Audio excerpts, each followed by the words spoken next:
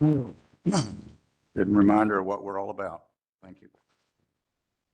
Well, we have a number of folks, surprise, surprise, who signed up to speak to us tonight. Everybody was very civil and cordial last time on both sides, and I appreciate that. We'll try to do better up here on the dais up here, but we have our discussion. But thank you all for being here for that. And what we will do is, first, I'll say on the front end, we'll have after people have a chance to speak for 3 minutes.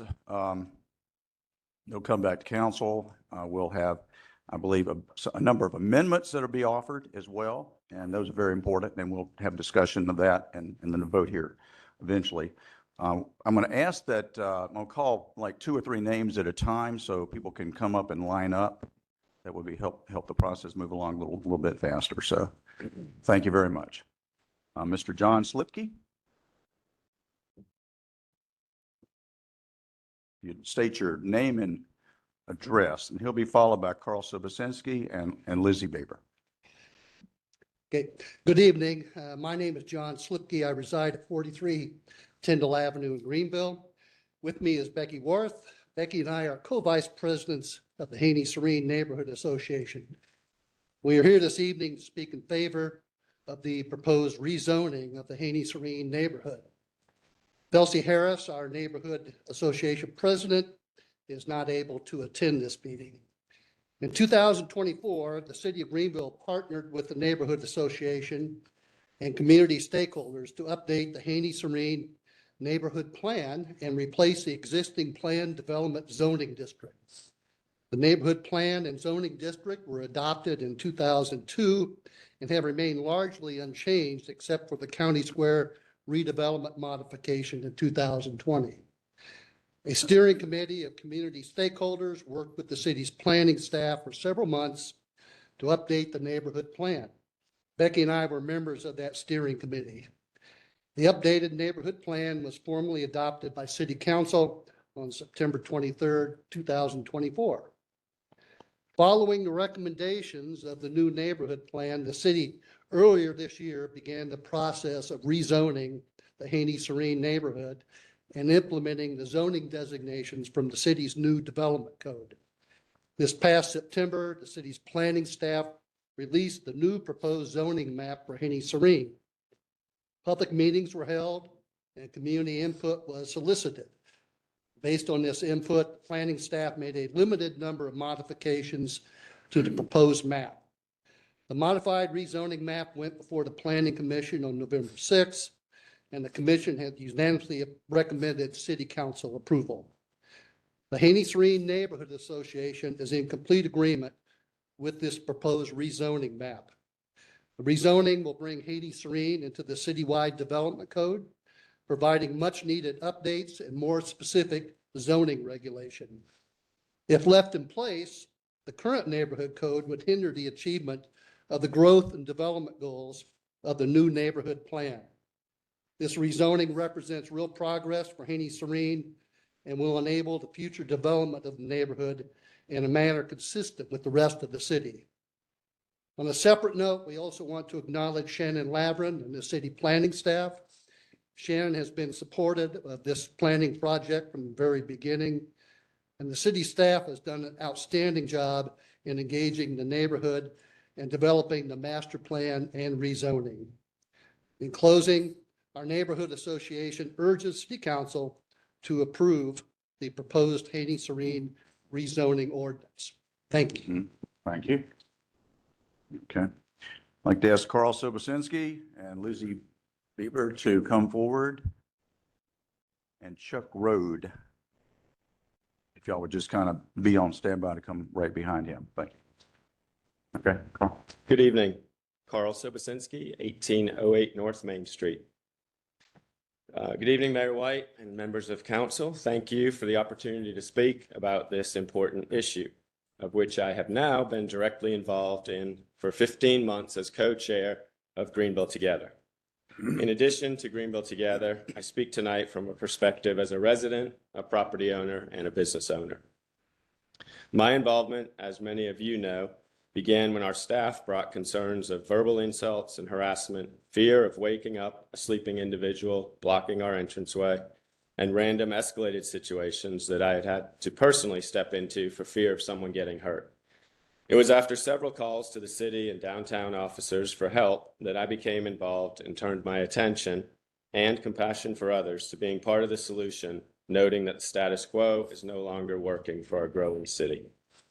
Each and every day, just across the street from here, I have a front row seat to Main Street, and I see the good, the challenges, and the unseen.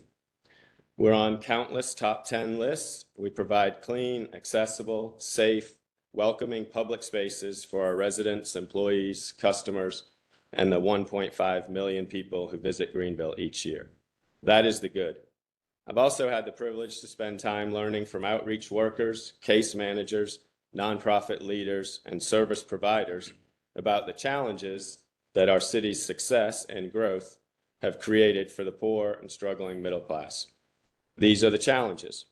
And most importantly, I've met and worked with our Lived Experience Council, as well as some of those currently experiencing homelessness. And these are the unseen. I can tell you with certainty, being homeless is neither safe nor dignified. People face extreme conditions, including weather, sanitation risks, poor health, violence, and isolation. Leaving people in those conditions is not compassion, it's abandonment. And so for me, doing nothing was not an option.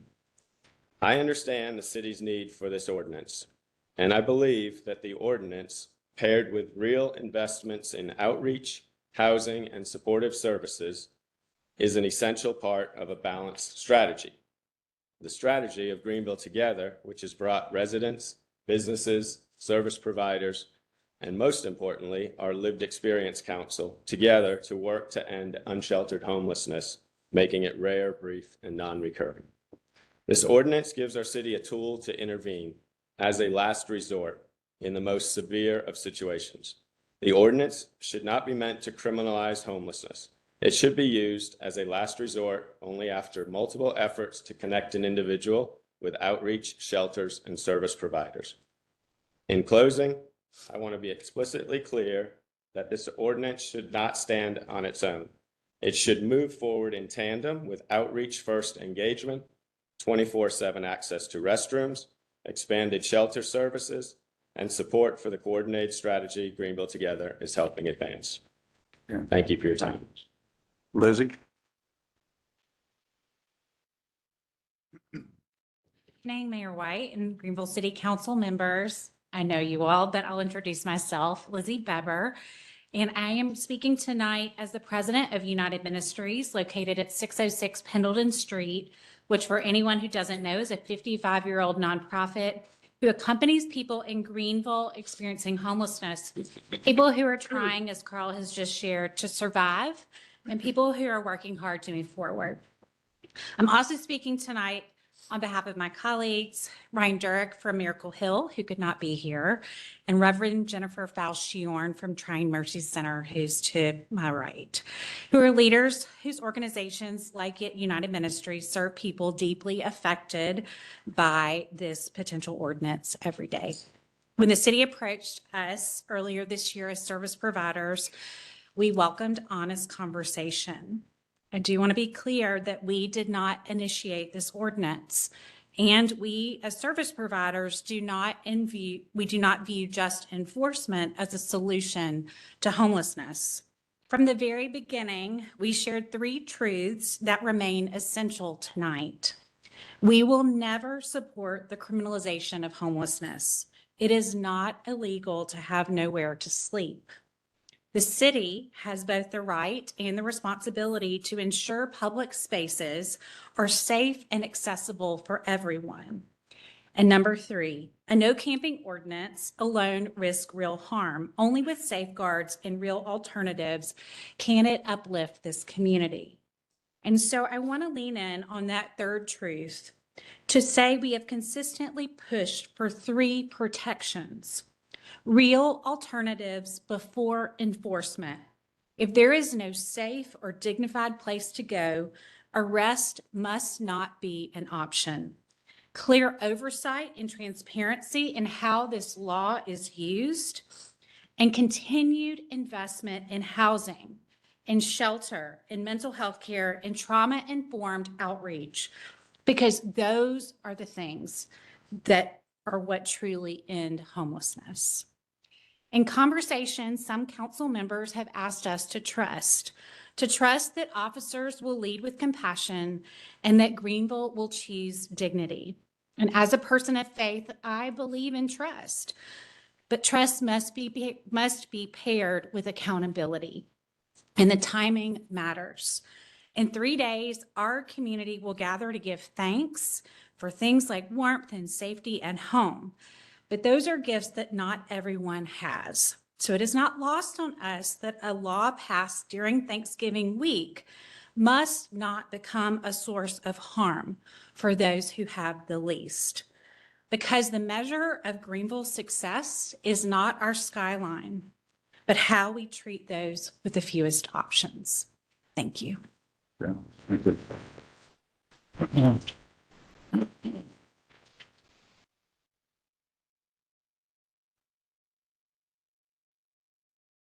Oh, yes, Sure. Randolph Chuck Road here today from Make America Buff Again Personal Training. Once again, I sincerely thank the council for allowing me time to speak today. I am wholeheartedly in favor of this ordinance, but like to add some clarification regarding my previous remarks, statements from the last meeting. President Donald J. Trump's executive order ending crime and disorder on America's street makes valid and conclusive points regarding endemic vagrancy as opposed to a temporary homeless situation. Endemic vagrancy recurs to a recurring vagrancy which generally includes disorderly behavior, sudden confrontation, and violent attacks, which has obviously made cities across the nation less safe than 10 years ago. 2/3 of homeless individuals report having regularly used hard drugs such as methamphetamines, cocaine, and opioids in their lifetimes.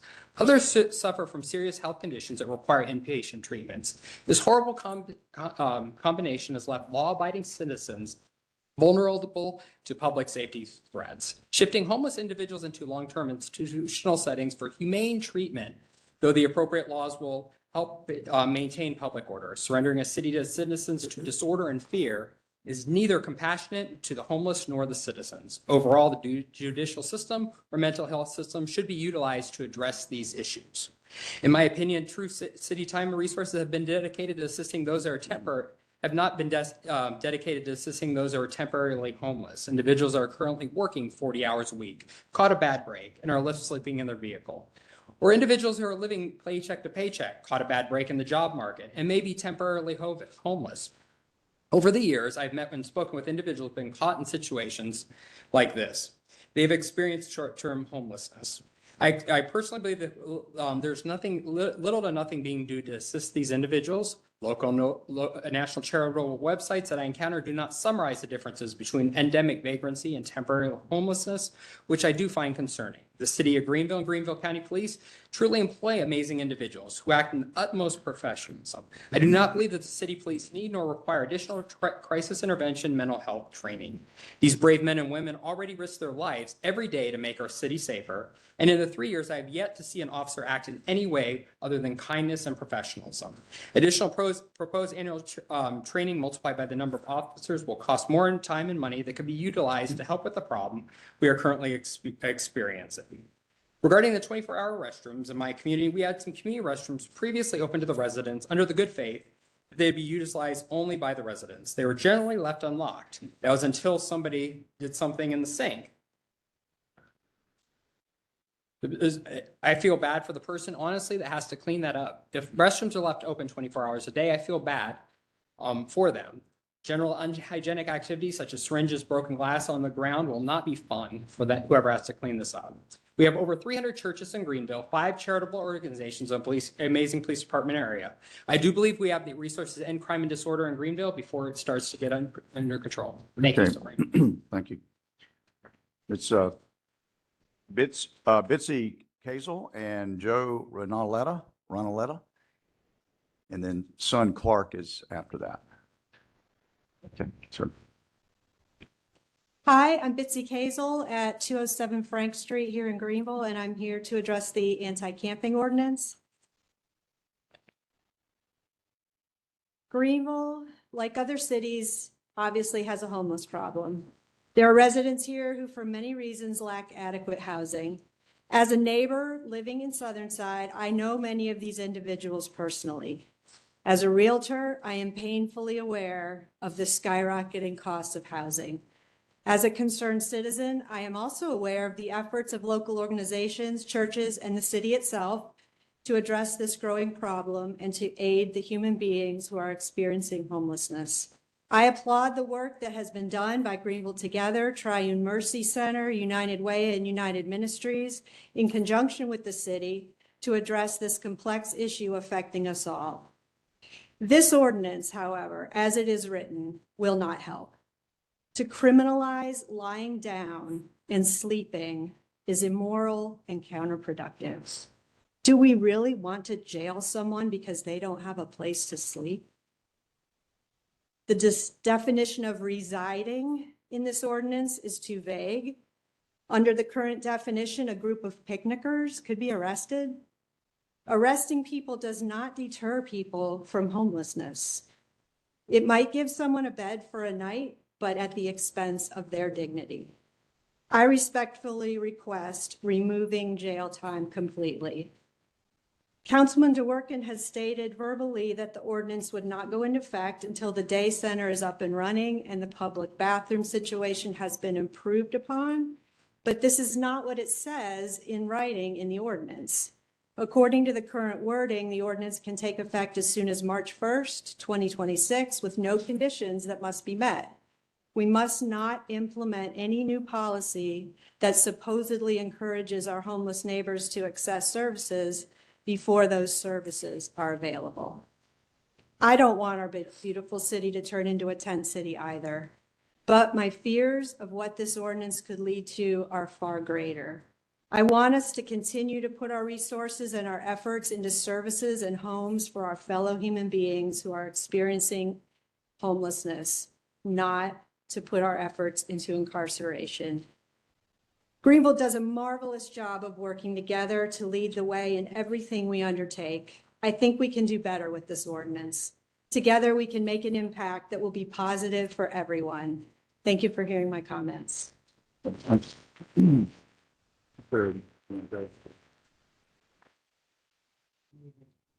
Letta, 121 Red Street.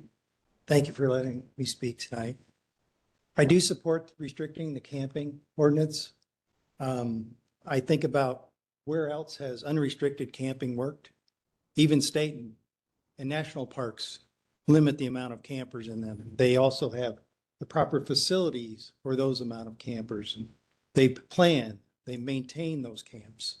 Those are all things that are not, that are peripheral to not restricting this type of activity.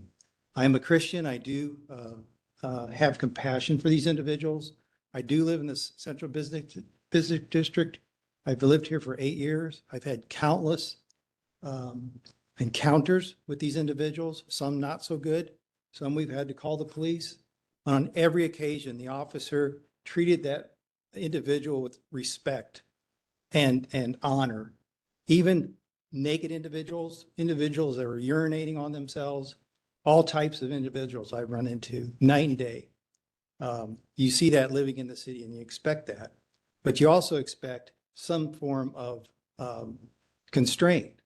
That you can't let this just control itself, because it just doesn't.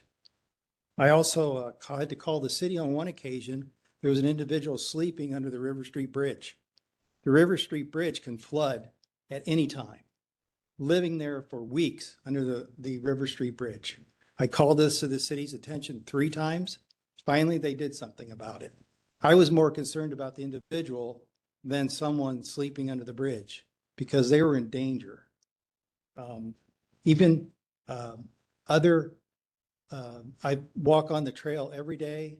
I get occasionally, I'm glad that my wife is not with me. I get verbally abused. I get threatening actions occasionally from people that come out of the woods, come up from the river area. So I really want this ordinance to pass for many reasons. I do agree with a lot of the coordinating with the city and these other organizations, the churches especially. I hope the churches are here to also speak or to also listen, because we have a lot of them downtown. And I want to see more action from them too. Thank you for your time. Let me ask people who are here, can you hear okay in the back? Is the microphone in the right place? Okay, kind of pull it towards you. I just want to make sure everybody. Testing. If they hear it, okay. We hear you fine though, here. My name is Sun Clark and I live at 207 Buist Avenue. I am a student and a resident of Greenville, and I'm here to speak against item 14A. I'm here to provide quantitative evidence regarding the homelessness crisis in America. So Professor Tony Robinson at the University of Colorado, Denver, surveyed roughly 500 homeless citizens in the city of Denver and collected evidence regarding the living conditions, safety, and behaviors of these people before and after criminalization efforts very similar to those proposed today came into play. The issue that he found was not with the law itself, but with what the homeless citizens did to avoid the law. He and his colleagues found that homeless citizens who have to move in order to avoid police contact are more than twice as likely to be physically assaulted and 39% more likely to be robbed compared to when police contact is not a fear. Additionally, when the police began incarceration efforts, homeless citizens were 45% more likely to experience weather-related health issues like heat stroke or frostbite.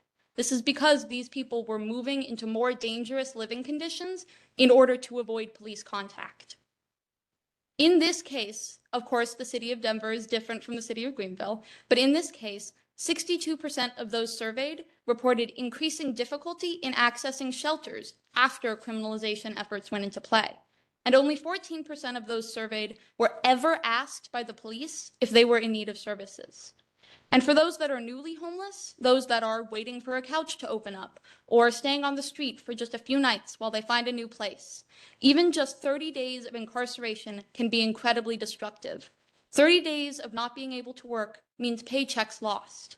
This means there goes the money for rent, there goes money for food, there goes money for things you might need to take care of children. This is not novel information. In 2012, the U.S. Department of Justice argued against the criminalization of homelessness in a report. And in 2016, the U.S. Department of Housing and Urban Development argued the same. Item 14A will not help the homeless in Greenville. It will only succeed in pushing our most vulnerable down an ever-deepening hole. Thank you. Thank you.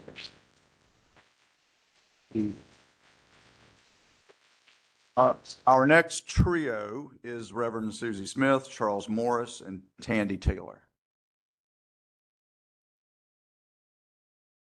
My name is Susie Smith. I live at 90 Payne Street in Greenville. And I'm confused. I'm speaking against this ordinance tonight because it has had the worst timing that could ever happen to caregivers in this city. Why did it have to be brought up at a time when the government had been shut down, when SNAP benefits were possibly ending, when there was more need coming up because we did not know whether there would be ICE raids on the city? Everyone was scared, and you do it right then. I'm confused about the timing and why you did it, and why you kept our resource people, our pastors, our leaders, ours who give the most to the community, why you kept them tied up answering questions like you had something, they had to defend to you. I'm confused about the timing. I'm confused about why you would even think about criminalizing a person who has been on the street. You are all good people. I love all of you. I know you. I know Greenville. I know we're better than this. And I know you would not want to send people to jail who you may know as well. Certainly people who I know and love. I beg you not to do that. I'm confused also because I've never seen this council come without cost recommendations. I don't see anything that you have presented about what anything would cost, even if jail time would be less expensive than being on the streets and having a day shelter to go to. I'm confused. Where are the cost levels that will be involved? And finally, I'm confused. I'm confused because I'm probably the only person in this room who has ever been arrested because a homeless person was smarter than I was with the police and convinced them I was a mentally ill person and not them. Homeless people are just as smart as we are. In many ways, they have more sense than we do. And so I hope tonight with the amendments that you will offer, you will clear up some of the confusions that we've heard. I've never seen this before from my council, and I hope it will not end that way tonight. Thank you.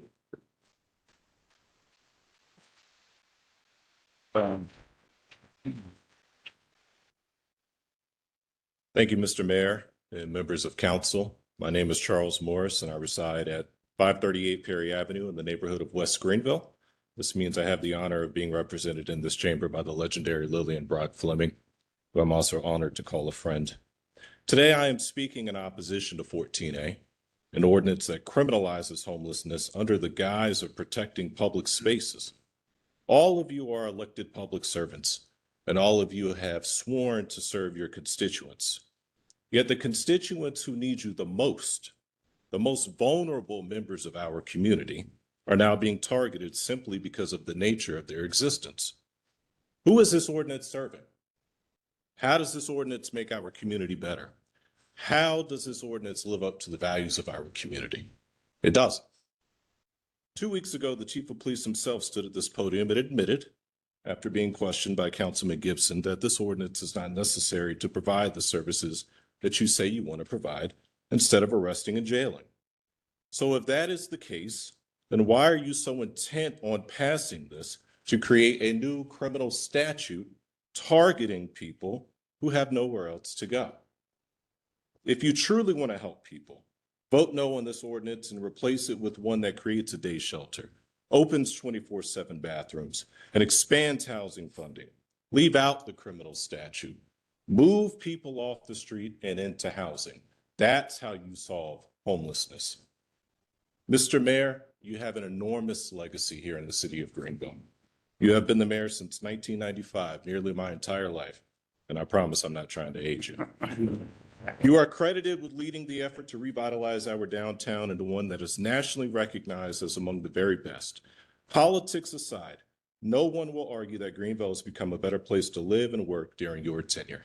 That being said, legacies are often defined by what happens at the end, more so than the beginning and the middle. Do you want this ordinance to be part of your legacy? Is this how you want people to remember you? I urge you to reconsider your tremendous legacy of public service and how turning our back on our most vulnerable citizens does not meet that legacy. Vote no, and let's all truly work together to move people off the street and into housing. This is the only humane way to solve homelessness. Every life is worthy of being nurtured from the beginning to the end. Thank you.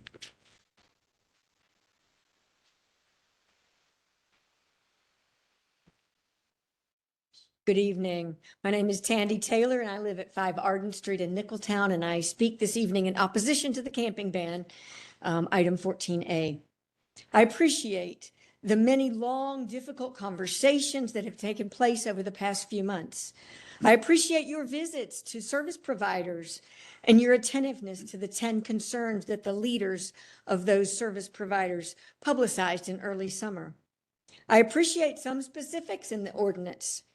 The focus on compassion and connecting people to local services, the initial step of issuing only a warning, and the low fine of $10.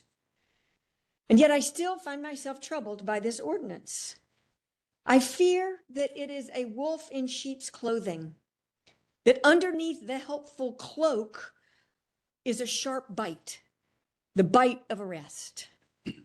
Underneath the valiant attempt to be compassionate is the bite of arresting someone for an act that is not a criminal act.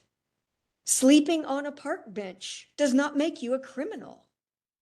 It does, however, highlight the urgent need for our community and our nation to address affordable housing and mental health care. I fear that arresting someone only adds to their emotional trauma. And out of fear, they may resist arrest, only making things worse. Even with the best of intentions, giving law enforcement the authority to arrest someone can be problematic. Even a last resort clause is open to subjective interpretation. It's a judgment call made in what are usually emotionally charged circumstances. We need to be clear-eyed. Mistakes will inevitably be made, and vulnerable people will be harmed. How can we as a community build in structures of accountability to ensure that arrest is truly a last resort?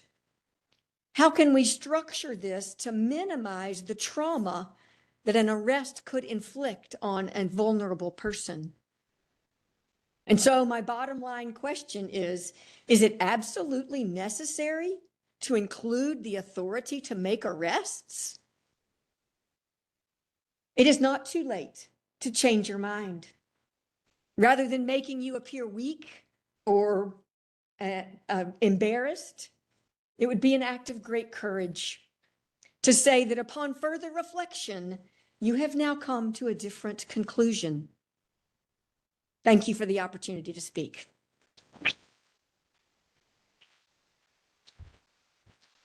We have David Taylor, Cindy Poe, Susan Satterfield.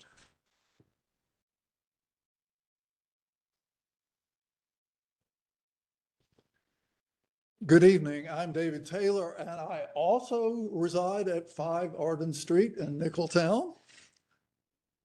I'd like to speak this evening as one of the few native Greenvillians.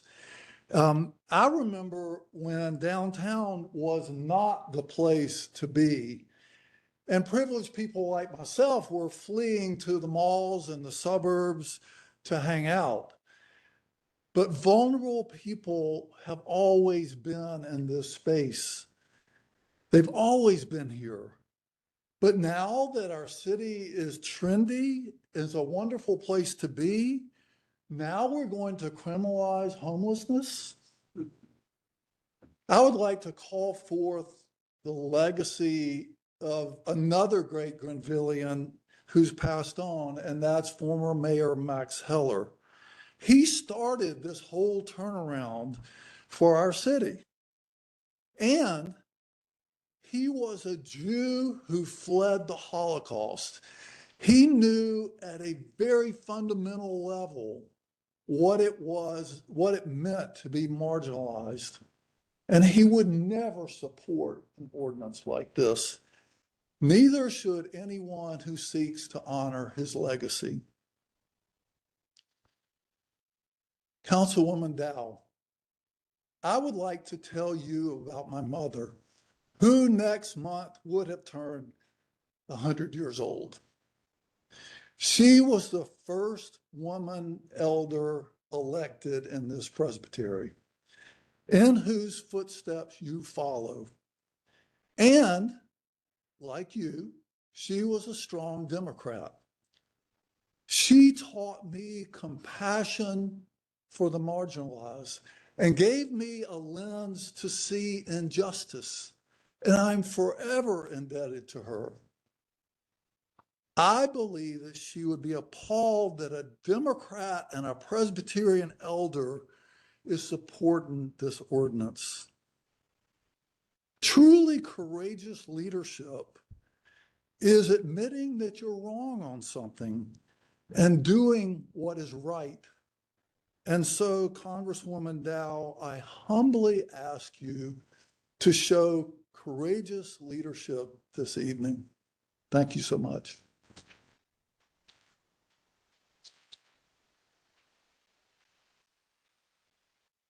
John. Thank you, Mayor White and members of the council.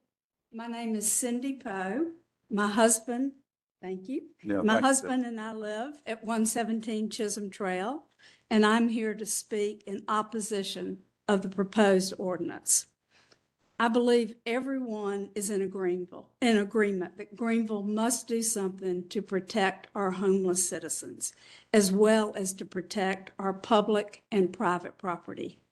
However, I strongly disagree with the passage of the ordinance until the proposed infrastructure is in place. My concern is without immediate enforcement, without additional mental health counselors, additional training for first responders, fully operational and staffed day shelters, self-clean and staffed 24/7 restrooms, storage facilities for belongings, and additional homeless court, judges, and staff, we might well increase the traumatic stress of not only our vulnerable population, but also those first responders who are tasked with complying with this ordinance. As the chief of police testified 2 weeks ago, without day shelters, without mental health options, without storage facilities, the police would be forced to arrest these folks, store their belongings in evidence lockers, and take them before a magistrate. Why would Greenville want to increase mental health trauma, increase the population of our already overcrowded detention center, and significantly taxed our overburdened judicial system? Respectfully, this just does not make good financial or humanitarian sense. Greenville Forward, City Council, and many others have worked diligently to come up with good, viable solutions. They are the professionals. Let's trust their recommendations and give the city an opportunity to do this the right way. Let's give Greenville a fighting chance to become a model for other cities. Thank you.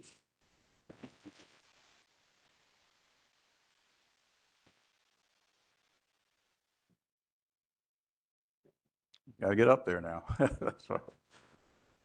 Hi, my name is Susan Satterfield. I live at 10 West Mountain View Avenue. I appreciate the opportunity to speak in opposition of item 14A and to show my 2 teenage daughters who are here with me and also really care about this issue that every voice and every citizen, regardless of financial status, matters. I think we can all agree that no one is immune to financial hardship. But it is not a crime to be lacking in resources. Seeing unhoused persons on the street can evoke many emotions, and they can be uncomfortable. That's your heart and integrity telling you to notice. So pushing the discomfort and these citizens out of sight is not an effective or intelligent solution. It's an emotional reaction. As an internal medicine and lifestyle physician, emotional decisions are not an option. They must be based on evidence, treating root causes for sustainable change. In your current position as elected officials, you are also responsible for real human lives. So I ask you to take a moment and get honest with yourself and be sure that you're not voting emotionally from pressure, frustration, fear, timelines, but with real data and long-term vision. I'm unaware of data supporting such an ordinance as it reads, and in fact found studies showing it doesn't work long-term, but implementing systemic solutions does, which is what Greenville Together is doing. But just like chronic illness, sustainable change takes time. We cannot ethically penalize unsheltered persons for choices they are forced to make because we haven't provided alternative options and support, such as 24/7 access to bathroom facilities, adequate day and night shelter spaces, and affordable housing. Once those are in place, if someone continues to make decisions that negatively impact other citizens or the city itself, it's reasonable to give a consequence, but not before then. So I'm asking you tonight, to the best of your ability, to put aside those emotions, assumptions, and judgments, which we all have as human beings, and to ask honestly, does this ordinance, as it reads, make ethical sense to put someone in jail for not having a home without first creating and offering alternative options? And does it make fiscal or intelligent sense to do so without clear data showing it works? Our city has a great opportunity to use forward-thinking solutions and become known as a successful model for how to transition and keep citizens housed and safe and able to give back. We are better than this ordinance. I stand here willing to be a part of the solution, as is my family and so many friends.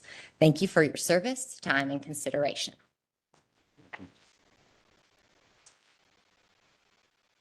Okay, the next trio is Clarence Thornton, Katie Kelly, and Greg Sieber.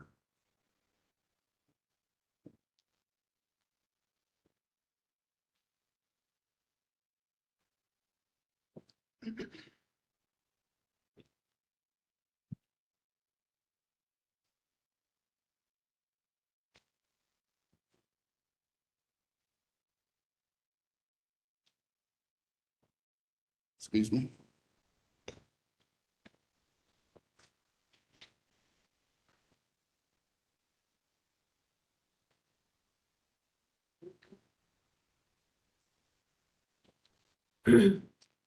Mr. Clarence Thornton, is out of 114 Dartford Street. I'm gonna play something for you where it talks about Channel 4, talks about officers that abuse. Federal court following allegations about the way he treated homeless people. He admits to mistreating homeless people by using an ink pen, hand sanitizer, and the strength of his arm. Tonight, a former Greenville police officer is waiting to hear when he'll be sentenced. News First Myra Ruiz was at his plea hearing in federal court and joins us from our Greenville newsroom. Myra? Well, Beth and Nigel, Jeremiah Milliman pleaded guilty to 2 counts of deprivation of civil rights under the color of law. He admits to mistreating 2 different homeless men while they were in custody. According to his attorney, Jeremiah Milliman is a decorated soldier who spent about 3 years with the Greenville Police Department. Puts his life on the line every day out there, and he was a good officer. Inside the federal courthouse before Judge William Cato, Milliman admitted that on September 12, 2009, he poked a deaf-mute homeless person with an ink pen twice in order to amuse other officers with the sound the homeless person made. He then poured hand sanitizer on the homeless person's head. The conduct here was unprofessional. It was senseless. It was geared more towards humiliating and abusing the individual. Milliman also admitted that the very next day, on September 13th, he struck another homeless man with his forearm, causing that man's lip to bleed. He faces up to 1 year in prison for each count. I think he's learned it was some immature acts, but there was never any ill will or any intent to hurt these individuals.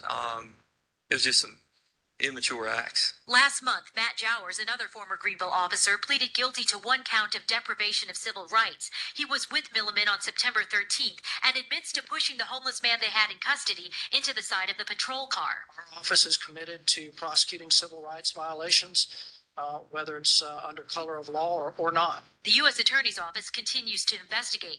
Meantime, Milliman, like Jowers, waits to be sentenced. He'll put this behind him. He's glad to put it behind him and move on. I spoke with Mary Duckett last Tuesday before she passed away. She would have been sitting right there. She was against this ordinance. Ken Gibson said it's so wonderful. We have trespassing laws, and these people are going to ask for one day for attorney. Will they be granted an attorney? Will they be able to have a jury trial? Will their Sixth Amendment rights be violated? What would Jesus do? There's nothing in the Bible that say you're supposed to arrest someone for being homeless. So you always tell your kids, what would Jesus do? Would Jesus arrest someone? I say no. Thank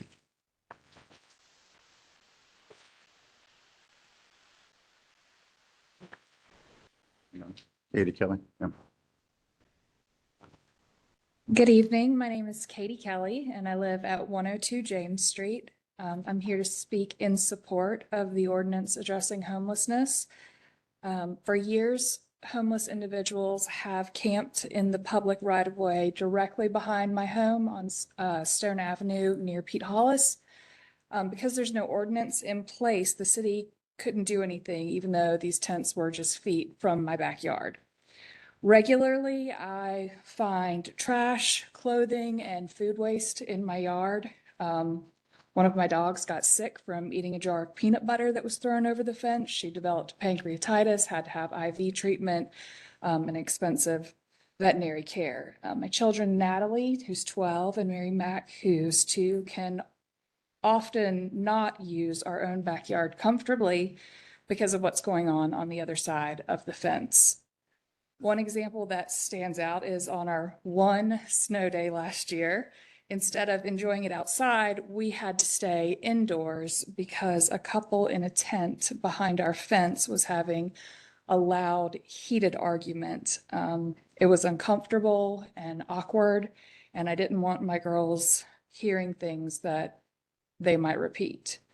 I do want to be clear that I don't believe in criminalizing homelessness. Our city has incredible resources like Triune Mercy Center, Salvation Army, Miracle Hill, and I'm grateful that this ordinance emphasizes connecting people to help. But as a mother and a homeowner, I also believe that families deserve to feel safe and to enjoy their own property without fear or disruption. This ordinance gives the city the ability to address unsafe encampments in public rights of way while also guiding individuals towards services that can help them. Had this ordinance existed earlier, it would have provided my family relief and allowed us to enjoy our home peacefully. With its passage, families like mine will be protected and people in need will be directed toward real help. Thank you for your service to our city and for considering this ordinance.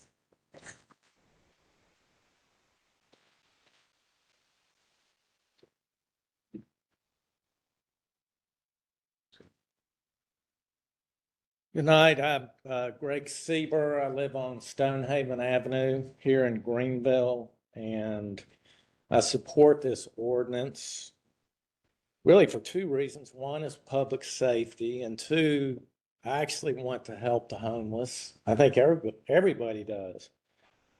From a safety standpoint, my experiences in my business, we had a homeless camp moved next to us. And frankly, it was a disaster for everybody. There were some very nice, compassionate homeless people there, but there are also people that became violent, would threaten us, would vandalize us. It got to a point where, the employees did not feel safe going to their cars. And again, it was a big safety issue. Now, I will say that, the police did get involved, and I think people need to give our police force credit. They do a phenomenal job. They were very compassionate with these people. They did not want to just arrest them or, just kick them off somewhere else. They handled these people with great dignity. But at the end of the day, they have to have tools to enforce the law. And if they just go up to these people and say, hey, we don't really want you here, be nicer. I mean, they've got to have the tools to make this work. And the other thing is, I don't know how, this helps the homeless by letting them do this. It's unsafe, it's unsanitary, it's demeaning to them. I just don't know how that's a good idea. Not to pick on a city, but I think if you look at San Francisco, just for example, look how that's worked out there. I mean, that's been a disaster. But again, at the end of the day, I want to help these people. Everybody wants to help them. If you listen to what Carl said earlier, if business owners feel threatened, if it drives their customers away, if people don't feel safe, they're going to move their businesses out of Greenville, certainly out of downtown Greenville. Well, what does that do? That decreases tax revenues, which is going to cut budgeting to all the programs that we want to support.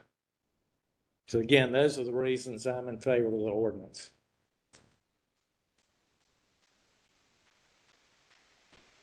Okay, Mr. John Henry, Jan Hubble, and Joyce Murphy. Good evening, Mayor, City Council. I appreciate your time. My name is John Henry. I live at 142 Broughton Drive. Broughton Drive is located off Rutherford Road near North Main and Summit Drive. My property backs up to the Norfolk Southern Railroad. This is a mixture of public and private land as well as railroad property. It serves as a boundary between our neighborhood and the commercial corridor of North Pleasantburg Drive. We also have a city park on Broughton Drive that is constantly full of kids. From time to time, we've had homeless encampments right behind our homes.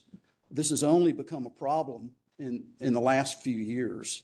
I've contacted the city as well as county on multiple occasions regarding this. The fire department's been called out on numerous times for unattended fires. I stand before you and ask that you pass this ordinance. This ordinance will give our neighbors relief of encampments just yards from our homes, and this ordinance could also help those experiencing homelessness. I hope you will vote yes. Thank you for your time.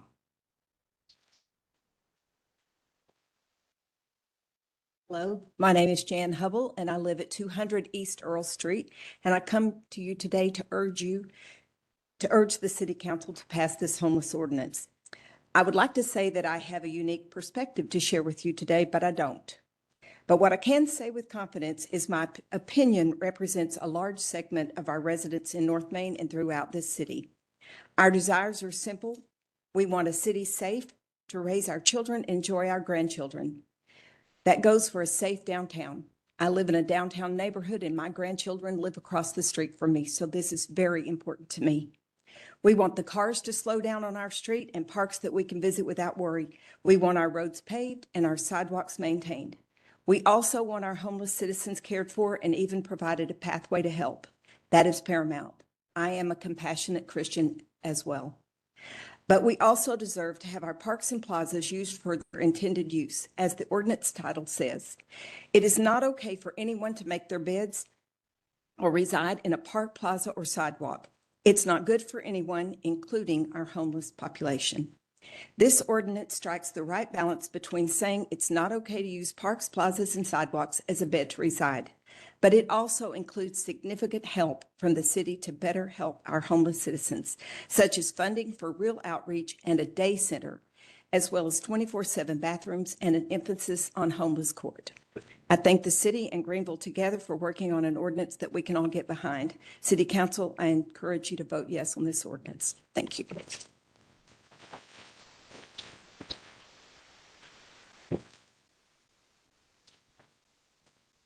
My name is Joyce Murphy, and I live at 14 East Earl, and I'm here to support the ordinance to preserve public land for its intended purpose. I am the caretaker of the amphitheater in the North Main Rotary Park, which includes the native gardens that surround it.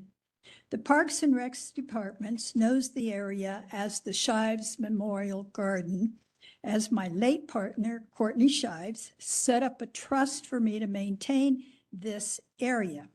I have worked in the gardens for well over 15 years and deeply care about this park, which is why I'm here today. On June 26th, I arrived at the North Main Rotary Park to continue with a garden project I had previously started. As I climbed the hill from the parking lot to the work area, I found myself looking at a tent that had been set up sometime during the night, as it wasn't there when I left the previous night. It was very concerning to me, as I had no idea if the tent was occupied, and if so, who or how many occupants could be inside. Some of these things people don't think about. But here's a tent I can't see in. I've never experienced a tent in this park. I was alone. It was 8 a.m. That's not a bad time, but in the park, where the tent was and where I was working at the top, the shrubs are taller. And to tell you the truth, I felt vulnerable. I backed away from the tent. I know this sounds strange to so many people. How can that be? But when you're alone and seeing the tent, it startled me. So I felt vulnerable. I backed away from the area and made 2 phone calls. One to the community center supervisor. Why?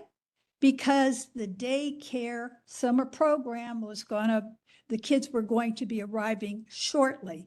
And I didn't want any of the kids to come up the hill, further into the park, engage the tent, and I just didn't want that. It's really about safety for the kids. And then a second call was made to the non-emergency police. After the police arrived, and they were very nice about everything, although I wasn't right there listening, they spoke to the person who was in the tent. When they left, the occupants remained. In fact, the female in the tent came out and verbally attacked me, stating she had every right to be in the park as it was public property. She was angry. And shortly after her outburst, she asked me if I had a phone cord so she could charge up her phone. I replied no, because I don't carry them with me. She then left the area. You're gonna have to wrap that up. At any rate, I do support this ordinance. I feel it's important, and I understand it will provide more help, which is good, but clarity is what we need, and the ordinance will do just that. Thank you. We have Scott Wood, Matt Rollins, and Red Martin. Hello, Scott Woods, 128 North Main. I'm in support of this bill. If I'm being honest, I didn't know that something like this didn't already exist. As a business owner, there are ordinances in place that keep me from sleeping inside my business, that keep me from residing inside my business. And in 20 plus years, I have had some very negative, some positive, but some very negative interactions with our homeless. I don't believe it should be criminal, but I surely thought that we had systems in place and rules in place to keep people from camping and encampments in front of our businesses and in front of our downtown. This is out of a place where I believe that we absolutely need this. I didn't realize it was such a polarized issue. I guess it's completely my ignorance. I didn't plan on speaking, but like I said, as a 21-year business owner, we have had some less than favorable interactions, some great, some scary. And I really think that the city needs the ability to keep camping encampments and unruly people from ruining this town. Yeah, that's it. Thank you.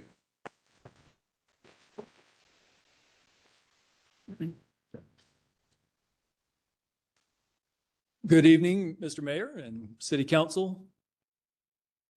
Like my friend David, I'm a native Greenvillian. I've never lived anywhere else, and currently at 4 Western Brook Way. And I serve as a pastor at First Baptist Greenville, which is at 847 Cleveland Street.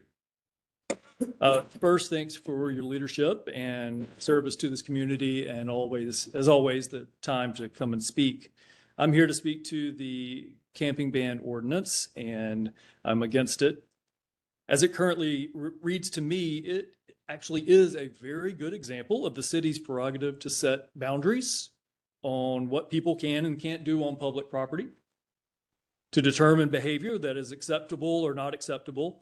And I certainly appreciate the care you've taken since June and listening to United Ministries, Triune, Miracle Hill, and Greenville Together, and others to figure out what are some provisions that can go inside. I also personally see this ordinance as coming from a good place and with a genuine love of your city. I hope you hear that. Yep. Again, this ordinance on its face is perfectly fine and legitimate. The problem to me is that the outcomes and impact of the ordinance will only impact one group of people: those experiencing homelessness. A group of people who are already vulnerable and caught in cycles and facing lots of barriers. So while the language of the ordinance applies to all people, it is clear that this ordinance will impact only that vulnerable group of people. And because it will only impact one group of people, and while the intentions are good, the impact itself is unjust, and the outcomes will disproportionately help privileged groups at the expense of those already struggling. The provisions are certainly helpful, and I'm grateful for them, but they have come out of some good conversations. But a just and fair ordinance should not need any special provisions for one group of people. A just and fair ordinance would both apply to all people and impact both privileged and vulnerable groups the same. To be honest, I'm not sure where we are on those 10 provisions that are outlined by our direct service nonprofit leadership, but no amount of provisions and resources will undo the reality that this ordinance is already unjust, because it will only negatively impact that one group who is already underserved. So at this point, adding the provisions to the ordinance can at best minimize the injustice of the ordinance. So yes, removing the possibility of incarceration and the others will be good, but if it's going to be passed, despite the injustice of it, please make sure that we implement all 10 and trust our nonprofits as they mark the path of least harm and most compassion and dignity. Thank you again.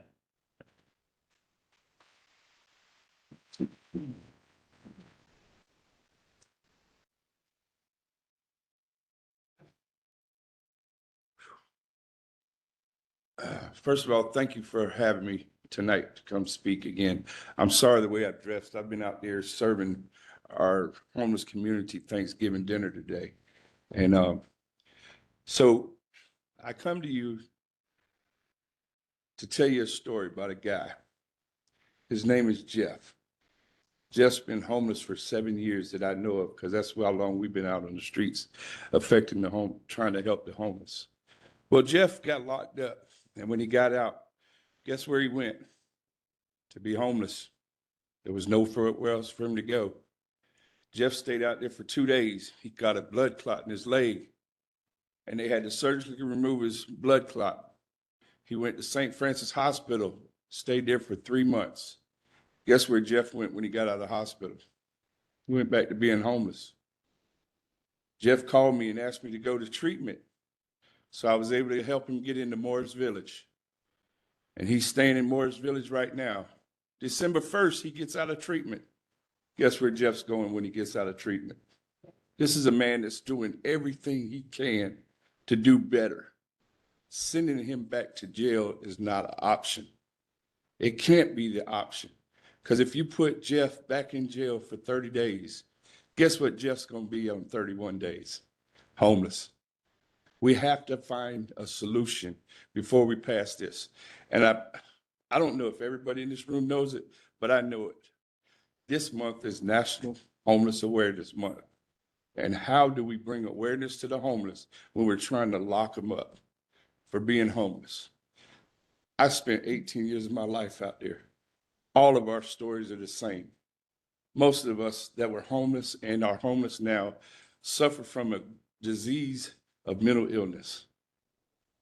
And we are not working on the mental illness part. We're working on locking them up so they can create more mental illness. We have to stop the cycle. I'm fortunate that I had a beautiful wife that I met while I was homeless, and she helped me get off the streets and change my life through the love of God. I honestly believe if we start feeding them, we can get to their heart, and then we can get to their mind. And once we have their mind, we can start working with these men and women to help them get off the streets. Because once you start cleaning out that trash can, it's no longer a trash can. And I just beg y'all, please don't pass this until another month, another 2 months or whatever, just don't pass it this month. Because this is supposed to be a time to bring awareness to the homeless, to help the homeless. And I promise you, I'm on the streets every day from Sunday to Monday to 8, 9, or 10 o'clock at night. And I know what they're going through. Please don't pass it. Thank you.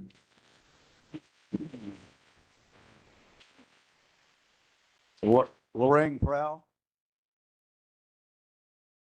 The last one.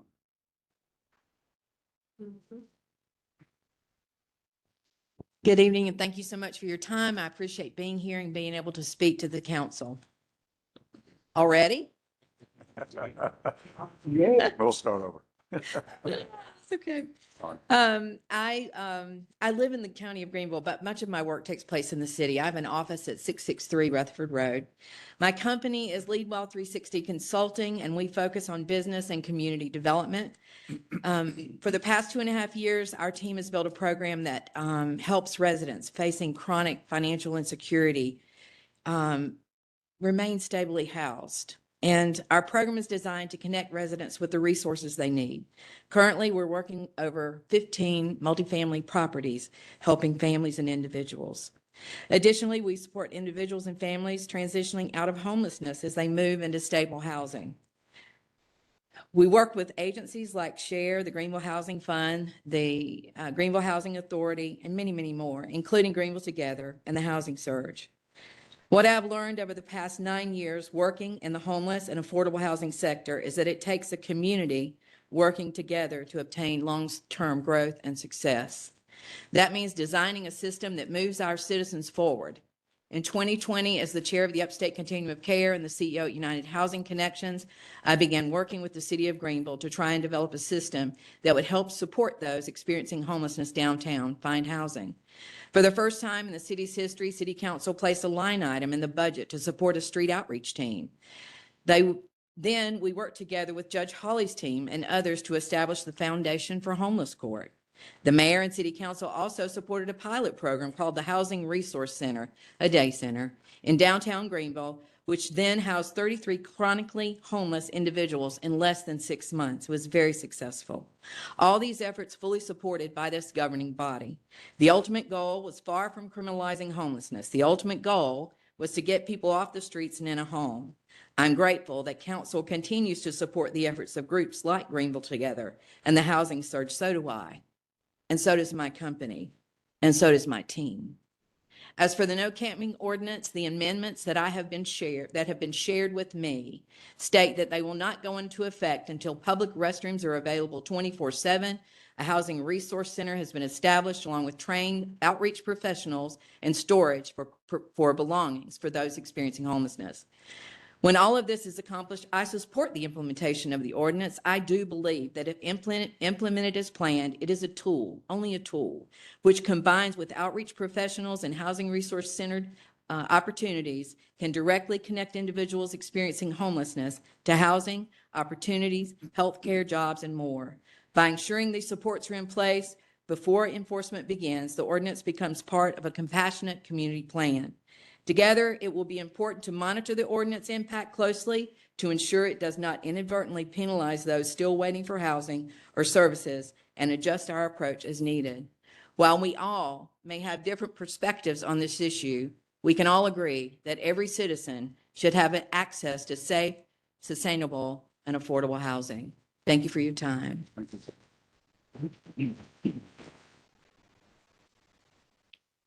Okay, thank you very much. We proceed now to our consent agenda. Council, do you have a motion and a second on the consent agenda? So moved. Second. Motion, did I get a second? Motion and a second. Clerk will call the roll. Councilmember DeWorke. Aye. Councilmember Fleming. Aye. Councilmember Gibson. Councilmember Brazington. Councilmember Stahl. Councilmember Dow. Aye. Mayor White. Aye. Regular agenda 14A. An ordinance to amend chapters 16 and 26 of the Code of Ordinances of the City of Greenville to provide for the preservation of the proper use of city property and parks. So moved. Second. Motion and second. All right. Mr. Go to DeWorke. amendment? Mhm. Okay. Mr. Mayor, I have an amendment. Do we need a motion to go to the amendment? Yeah. All right, so moved to go to. Second. Okay. All right, so what we have before you is an amendment, and I think most of us will, we talked about it today, and what you have before and should support. It's an amendment and ordinance that represents what I think is really an unprecedented commitment to homelessness. At least in my tenure, Mr. Mayor and Council, never has the city been so committed and the community so committed. I just want to point out one example of where the community is also committed in Greenville Together. I heard this morning that they've housed so far this year over 70 people and 70 families this year alone. I think that's worth an applause.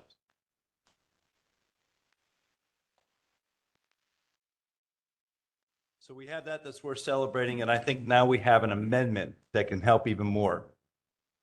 But I want to talk about the collaboration just very quickly with the homeless service providers. And Mayor, you often say that's the secret sauce of Greenville, is the collaborative spirit that we have here in the city of Greenville. And we've had that since June, meeting hours and hours and hours. And that is reflected in this amendment that's going to be presented. And certainly the homeless service providers did not ask for this, but they certainly rolled up their sleeves and offered their best practices that is represented in this amendment and this ordinance. So Mayor, last meeting, you said that you wanted to see certain things, and I think we all agreed that you wanted certain things in place and for them to be in effect, some of those items to be in effect before this ordinance goes into effect. So we got the homeless service providers together on Thursday, and you know what they said? Why not just do them all? Why not just pull them all in there? So we got to work. That's worth an applause too, whoever did that. But we got to work and we listened. We listened. Why? Because of the experts. Greenville Together, United Ministries, Triune, Miracle Hill. We use those experts and their experience that I think is reflected in this amendment. So yes, the ordinance still says you cannot make your bed in a public place. But I think more as importantly, I think that this amendment reflected here does so much more. It is that commitment that this council and city government is saying to the homeless service providers and to this issue, we are committed. We are jumping in and we are committed. So let me talk about what the amendment does. And Mayor, a lot of credit goes to you for bringing this to our attention and really pushing us to do this. I think it makes it a much better ordinance. So let me talk about what is in this amendment. The amendment says that the following items must be in place. They must be running in place, and they must be running in place for this ordinance to go into effect. So just because this ordinance could perhaps get second reading tonight does not make this ordinance go into effect tonight. Conversely, there's a whole list of things that have to be done, certified by the city manager, that have to be in place before this ordinance goes into effect. So let's talk about what those are. A homeless support center has to be open.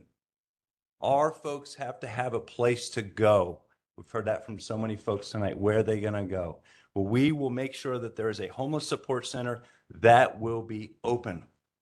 We are going to have at least one and hopefully more 24/7 restrooms that will be open. A 24/7 restroom will be open before this ordinance would go into effect. A policy for storage of personal belongings must be in place. A policy for any enforcement actions, service referrals, related outcomes must be in place. A policy for periodic review of the ordinance with stakeholders must be in place. We must ensure trauma-informed training for law enforcement and outreach officials are in place. Those include de-escalation techniques, best practices for engaging with individuals experiencing homelessness. They have to be in place. We have to have an outreach contract executed by the city manager for this ordinance to go into effect. It adds in It adds in a number of provisions. We talked about, let's go through some of the other amendments. It specifies that a warning has to be issued. So not only do you ask for compliance, not only do you have to call outreach, not only do you have to inform that person of services available, but you also then have to provide a warning and why for that warning. And that is in there. Another amendment that was offered by the mayor, it says that law enforcement is able to give rides to our homeless population, to homeless service center, and to homeless providers. We can give rides. So the point of this is, and I've heard from so many people, don't arrest. I will say that any arrest is the very, very, very last resort. That in fact, this ordinance and this amendment emphasizes a pathway to help, and it emphasizes the fact that we recognize that putting anyone in jail doesn't do anyone good, but it does provide that pathway. So we also, just a couple of other ones, if we're talking about we add in there, making sure everybody knows it's a misdemeanor. We added a homeless shelter definition. And then thank you, Councilman Gibson, who pointed out the last section of the ordinance. We have an amendment in the last section of ordinance that makes sure that anyone in violation of that section of the ordinance would be treated as the rest of the ordinance. So with that, Mr. Mayor, I believe that this amendment is a great example of the commitment that we are making to this effort. And with that, I think I'm watching everybody's time. Everybody gets about 5 minutes. I'm going to hold it to mainly Yep, that. and then I think, do we have to read it for the record, Madam Clerk, at this point? All right, so we're fine. Okay. You've made your That's it. amendments and your explanation. Okay. Further questions, discussion on the amendments? I'll say something. Yeah. I mean, first of all, I wanted, John, thank you. I think from 2 weeks ago, we've come a very, very long way. And I appreciate those that worked on the amendments for your work to make it more compassionate. However, I can never support a ordinance that criminalizes being homeless. And sorry. I think the first part.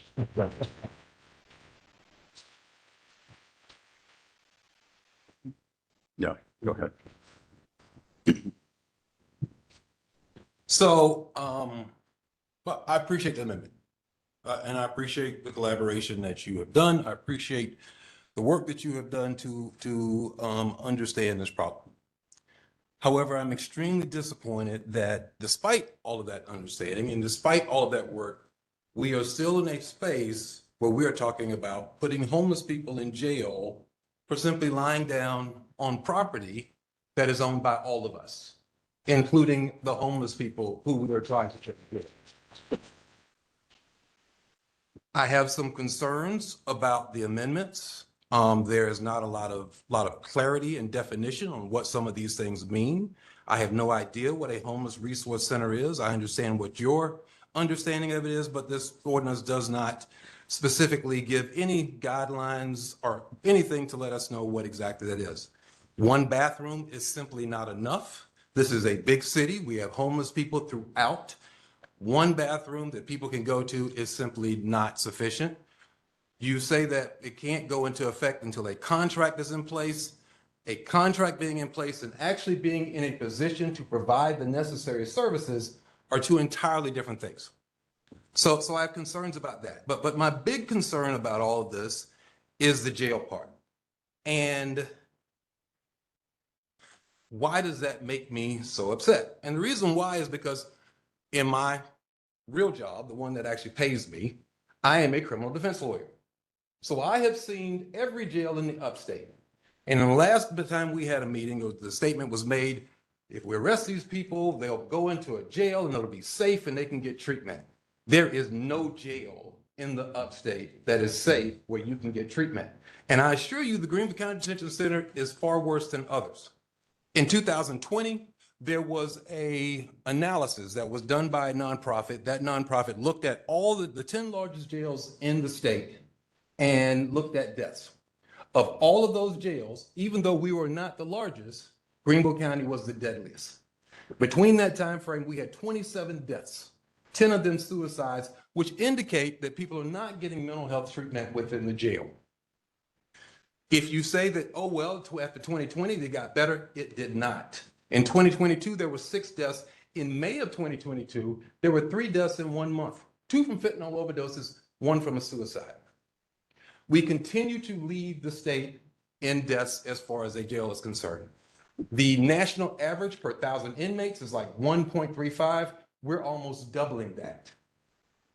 Now, I have clients who have gone through all of these different things, but I will tell you this, every jail that I have seen is understaffed, overpopulated, and under-resourced.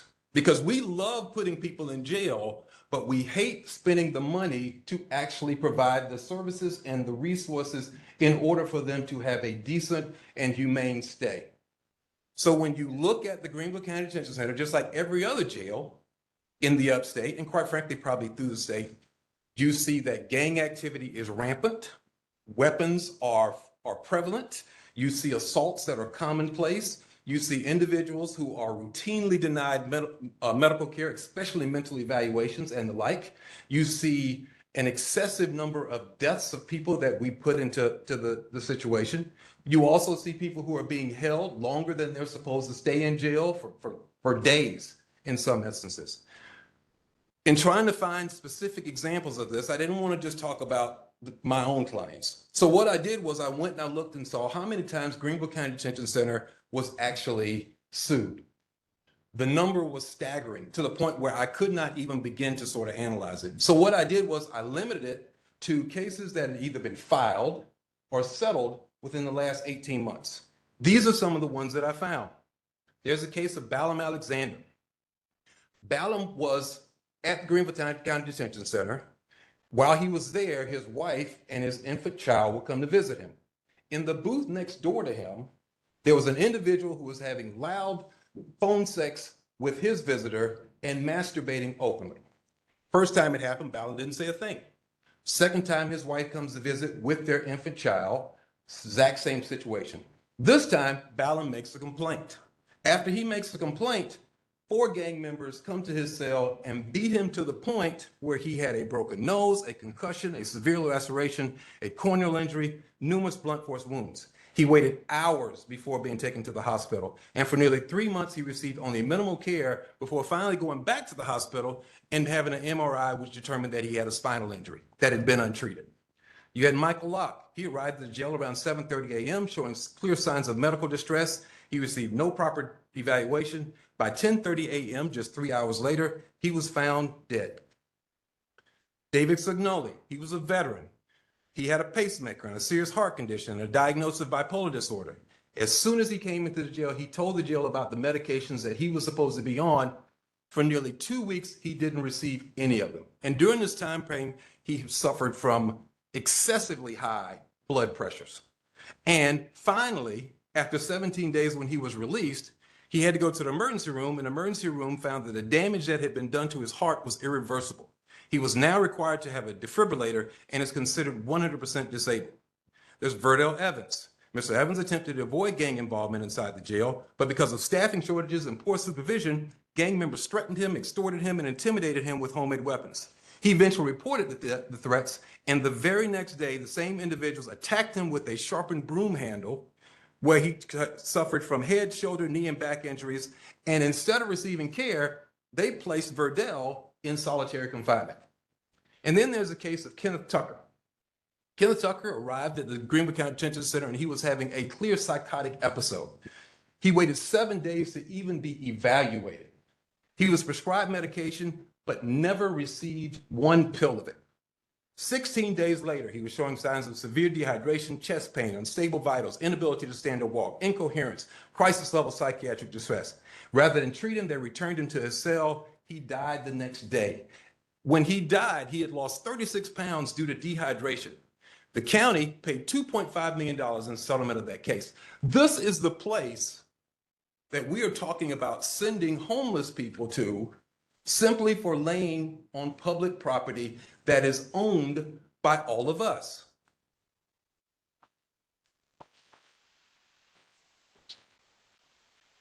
This type of criminalization has never worked anywhere. There is not one city that you can point to that has passed one of these ordinances that has shown any significant decrease in homelessness. In fact, what all the studies show is that once you start arresting people like this, it actually increases homelessness. It puts people in situations where they can't get out. They lose their places in line, they lose their places in services, they lose their Social Security and other types of Medicaid checks because the government will not pay them while they are being held by the state. This is the type of situation that we're putting people in. We are not helping people by putting them in jail. Now, there is another way. Rather than do this from a criminal standpoint, we could do civil fines. There's been a lot of arguments that this is necessary to intervene. Those are all false. But even if you believe that, if you do a civil fine in this case, as opposed to criminalizing it, you can have the exact same type of interaction with the police that you have under this statute. Police can come, there's something unlawful, if they can find the person, all those different things that we've said, or at least was said last meeting, that we were trying to do with this ordinance. In addition to that, we save tons and tons and tons of taxpayer money by doing that. Because every time we put somebody in jail, it costs us $62 a day. For a 30-day stay, we're talking about $1,860 spent to house someone, and that's $1,860 that could have been spent on homeless services, even sidewalks, roads, all kinds of other things that we're not able to spend that money on. In addition to that, we're spending hours of police time in dealing with this. This is what happens when somebody gets arrested. The police have to take that person in. Got to kind of call you on the. You're over the. Well, I would ask for some grace considering the gravity of this situation. Yeah, I will give some grace, but I think your House counsel. Is there any objection to me having some more time to speak? Okay. I have 5 minutes. You can have. I do want to, the discussion's supposed to be on the amendment, though. Yeah, it's on the amendment. Well, it's on the amendment. Yeah, this is on the, It's this is talking about. It's on the amendment. This is talking about what the But I amendment do- does. Well, can you, Okay. 1 minute? Well, she's gonna give me her 5 minutes. Oh, So whatever time I have left over, you can get her, but, so there is a better way. We can do civil enforcement of the statute. It avoids jail entirely, preserves police time, avoids criminal records, which many landlords will not rent to someone with a criminal record. So if you arrest somebody on this ordinance and they get convicted, now they have a criminal record and there's no way they're going to be able to find housing. That's right. So not only, we are shooting ourselves in the foot by doing this. Again, talking about what happens when a police officer arrests someone and what will happen in this particular case when a police officer arrests someone. That police officer will first interact with that person.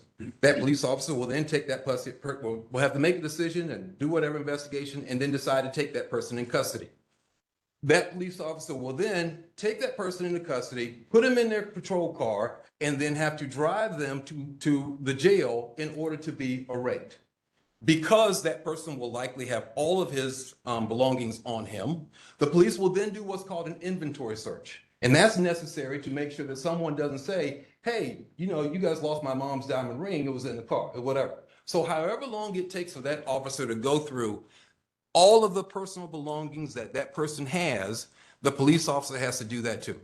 Beyond that, police officer has to file a report. So it takes time to do that. Then he has to go to the jail, talk to the judge as far as the arraignment is concerned, so the person can be arraigned. And then after all of that, he still has to show up every time that someone has to go to court on one of these offenses. In addition to that, because it's a criminal offense, we as the taxpayers get the benefit of having to pay for a defense lawyer for this person who has been arrested. So not only are we wasting hours and hours and hours of police time that could be spent tackling real crimes like burglaries, assaults, larcenies, those kinds of things, we're also going to be out taxpayer dollars to pay for their stay in jail, as well as attorneys and whatever other time staff is going to lose dealing with this. Charleston County did something like this back in 2024, like last year. They decided we're going to go ahead and, we're going to get these homeless off the street. And they didn't pass an ordinance. Basically what they did was they just used all the laws they already had. They started arresting people for panhandling and loitering and all these different things. Eventually, after a homeless person who had been arrested on one of these minor offenses died at the Charleston County Detention Center, there was a report in the paper where the sheriff's office said, we have roughly 200 homeless people in our jail right now, and it is costing us $25,000 a day. That's right. A day. Now, I know I'm being told, we should take a lot of trust and whatever, and this thing is arrests are gonna be rare and all that different situation. I don't believe that. I have no reason to believe that. All right. Once you criminalize something, once you create the avenue for it to happen, you have no control over that monster. I mean, that's a beast that you have no control over. And again, there's a different way. We can do civil fines and get to the exact same point, have the exact same, if we're talking about people don't need to be whatever, sleeping or laying down, whatever, you can do it through a civil fine. You save us money. You create a situation where that homeless person doesn't have a criminal record. We don't incur liability from placing that person in one of the most dangerous jails in the South. I mean, all those different things we avoid. So it's not only inhumane for us to do this, it's just really bad policy. All right. There is nowhere that is found in these circumstances that this actually works. Nowhere. Now, where am I? 10? Yep, that's it. Okay. I got all. This is just flat out wrong. This is flat out wrong. Thank you. Do I have Well- 1 minute left? Will, The only thing I'm saying yeah, go ahead. is that, and I've talked to Ken, I've talked to other attorneys, the process, you need to know what it costs to arrest someone and to do that. My only problem is, if there's something we want to do to help people, then we need to all get together and help people and not create something that's going to look like that we hate homeless. Now, I hear the people coming here. I know y'all well. None of y'all are against the homeless people. What you're trying to do is give our police officers the tools to be able to stop people from criminalizing neighborhoods and doing all the kind of stuff like that. So we need to all to get together, not exactly separate stuff where there's some over here doing this, some over there doing that. That makes no sense. You can't help people if we don't get together. We can't let the together people try to do the ordinances. That's our job. They are depending on us to help them to help people. All I'm saying is that to help, we need to help and do it right. Get together. We don't need to put our police in vulnerable positions. That doesn't make sense. And then we having them in one place where they can't even do their job because we got them doing social services. Hello. They're already trained in mental health. They're trained in a lot of things. Our police, and we don't pay them enough to do what we want them to do. And all I'm saying is, let's just do it right. I appreciate that. Okay, Councilman Bracy. Thank you, Mr. Mayor. Mr. Mayor, colleagues on council, and members of the public, I want to start as I did on the November 10th meeting at this time. I want to thank each of you who are here with us tonight in the council chambers for thoughtfully showing up, sharing your thoughts, your views, your opinions on this very sensitive and complex matter, and doing so with great civility. That's what we saw 2 weeks ago. That's what we saw tonight. That's what we always see when folks come to address Greenville City Council. So thank you sincerely for that. Those of you who were here 2 weeks ago heard the remarks I offered about my own personal position, which has been shaped from conversations with my constituents.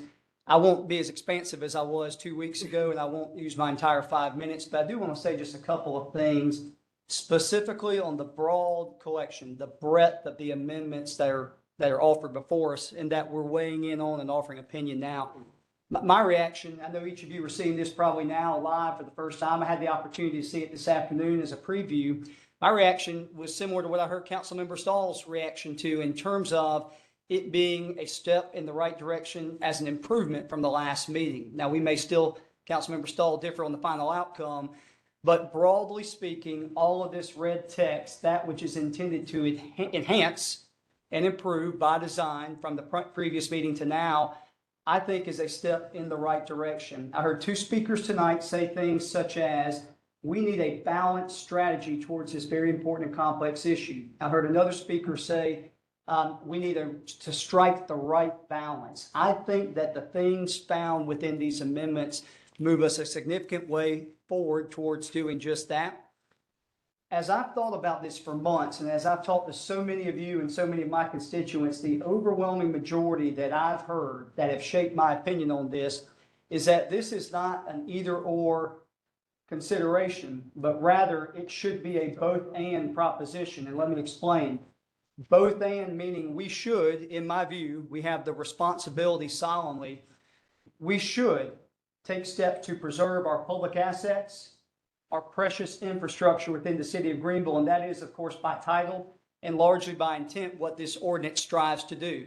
But we should take a both-and approach, as so many of my constituents have said is what they expect.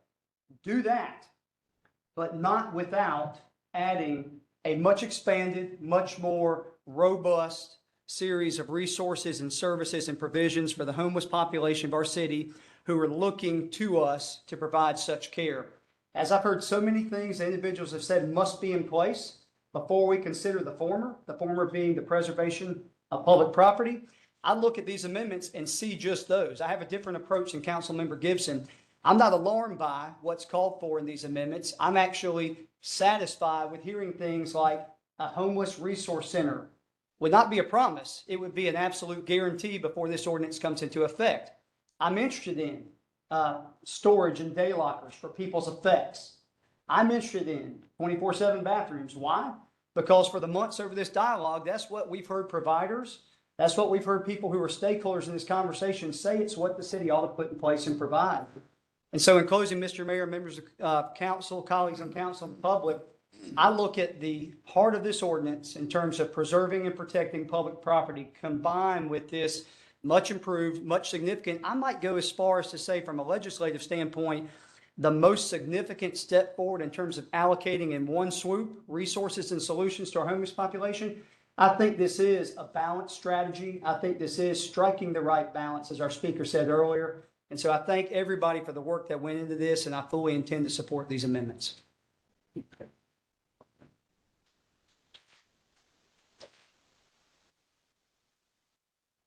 Well, I thank you, John, for your work on this. It's been extensive, significantly more hours than you and I have been together. I thank Sunny, who's here tonight, for giving up her husband since May and allowing the work to continue. I do want to make a point of path forward. Nothing gets built or put in place in the city without a budget to do so. This current council and this city manager has led an unprecedented amount of resources, and I think this was touched upon in someone's comments, towards homeless support. Over $1 million over the past year, a huge commitment going forward to Greenville Together, a contract for outreach services through Greenville Together that is imminent, hiring now being done for people to work in outreach. Our downtown ambassadors are in place and having great success. This will take resources, and I mean financial resources. There's no doubt about it. Far more than has already been allocated. I think what this group doesn't know is that work to find those resources, quantify them first, quantify what is the resource amount needed for this. That work is already in play, already being done. So I do fully expect a mid-year adjustment of the budget to allow for these amendments to be taken care of, to allow the resources to be in place to do this work.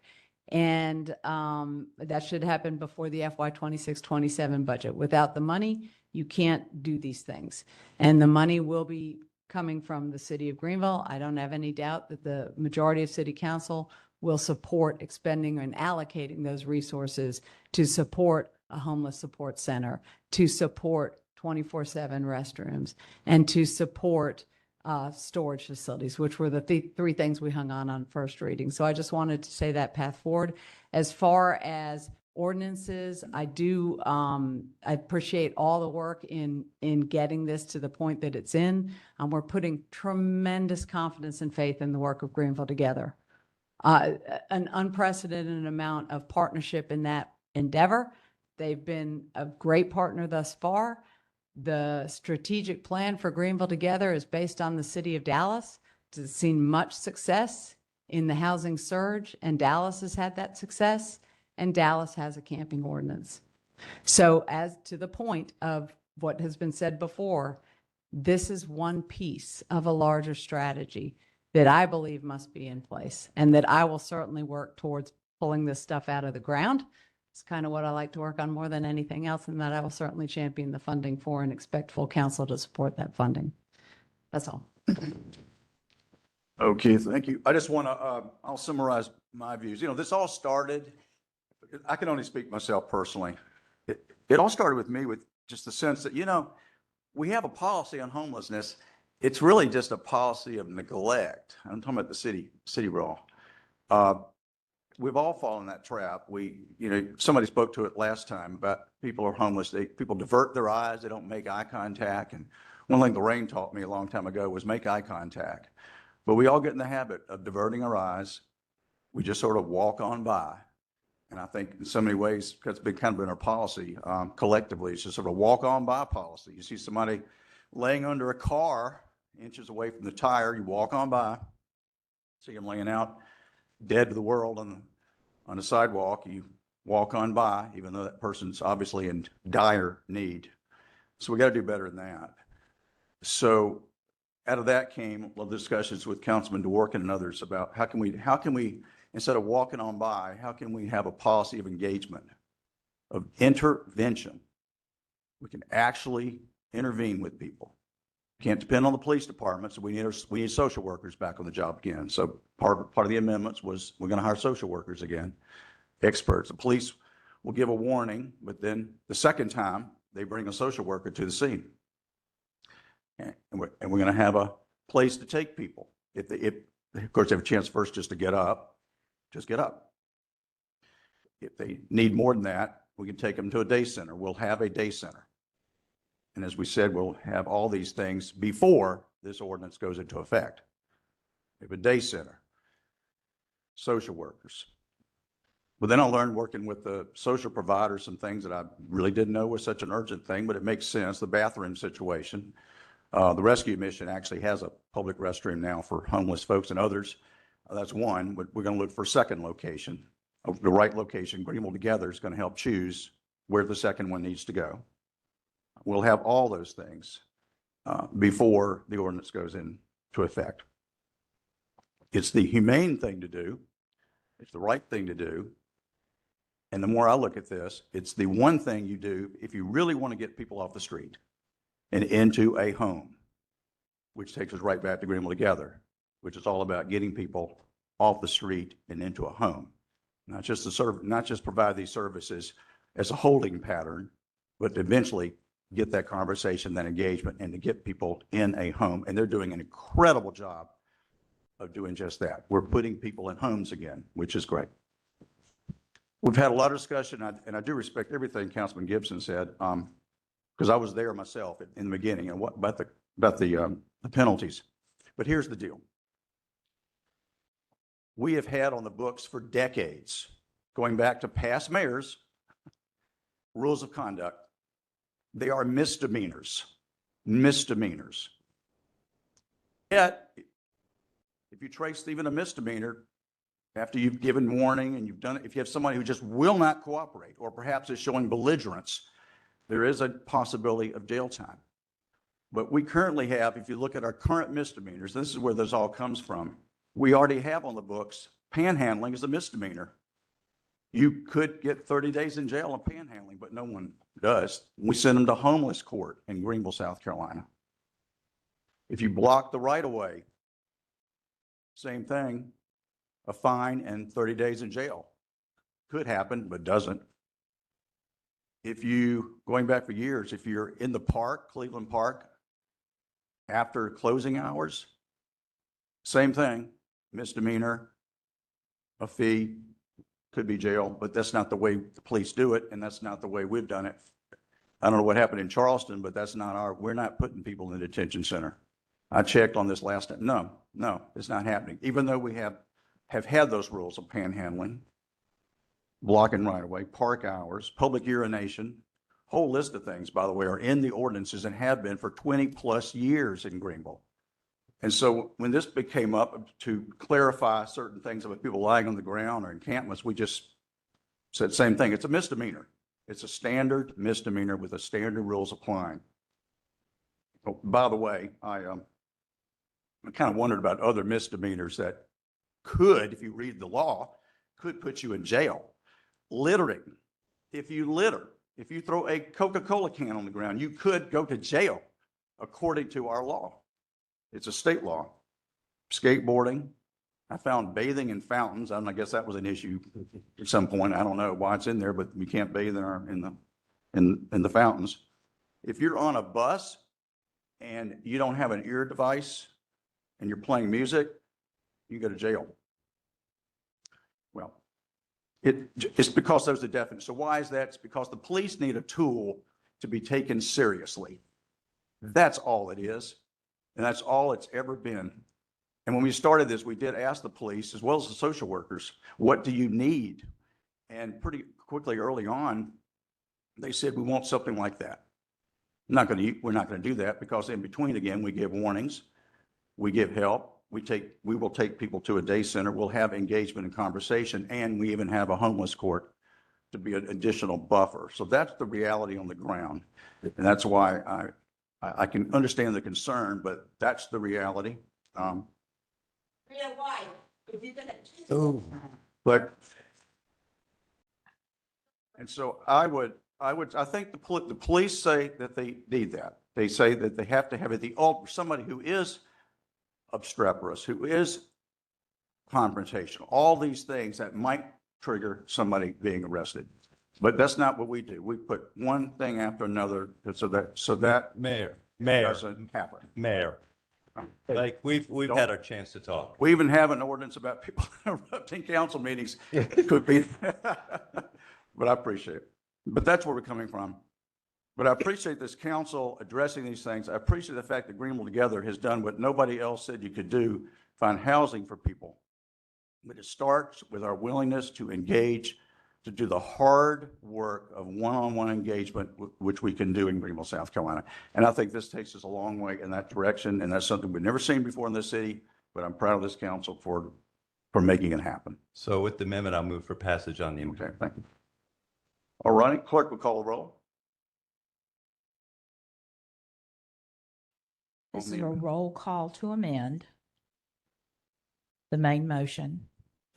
Councilmember DeWorke. Aye. Councilmember Fleming. No. Councilmember Gibson. No. Councilmember Brazington. Aye. Councilmember Stahl. No. Councilmember Dow. Aye. Mayor White. Aye. Okay, that's the amendment. Yes, sir. Another 5 minutes, right?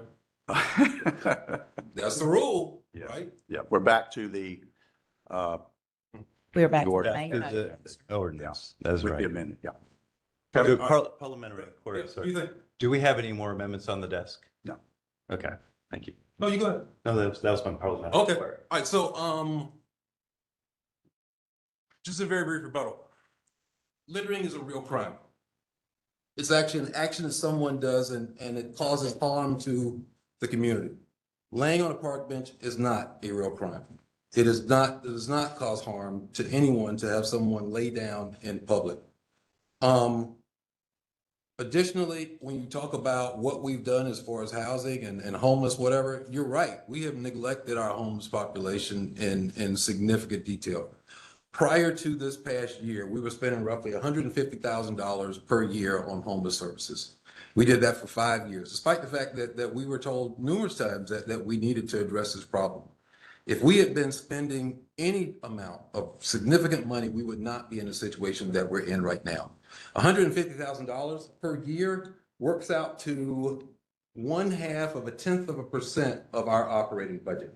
Even this past year, where we got actually up to, Councilmember Dow said $1 million, but I think it was actually, from what I can gather, it was actually 700,000. It was 200,000 that we gave to Greenville Together for services, and another 500,000 that we gave to them for that. That's still a third of a percentage point of our budget. And by giving that third of a percentage point, I think we cut the check maybe 4 or 5 months ago. And just cutting that check 4 or 5 months ago, we have housed 70 people. All right. Rather than do this now, let's wait and see if we can't make a bigger dent. All right. So that we're not putting people in this situation where we're whatever. Now, I understand, you say that we need this in order to give police, whatever. We have numbers of things that we consider unlawful that we don't enforce through a criminal penalty. Just this past year, we revised our noise ordinance, went through it, added stuff to it, decided how we were going to deal with it. We decided not to criminalize that. That's simply a civil fine. Now, I don't know why that is. Maybe we see the people who may be violating our noise ordinance as more like us than we see our homeless. But for whatever reason, that's the choice that we made. And we've been doing that. There's been no complaint from the police that, hey, we don't have the authority or to enforce this ordinance. We don't have the authority to do something, all those different things. We do it through a civil penalty. Other things that are commonly enforced by civil penalties, not criminalization. Speeding. Our officers have no problem picking people up for speeding and stopping them and enforcing that statute. It's a civil penalty. It's not a criminal thing. We can do this a different way. If we have the option to regulate without ruining lives and we still choose jail, then the problem isn't homelessness. The problem is our policy. The problem is us.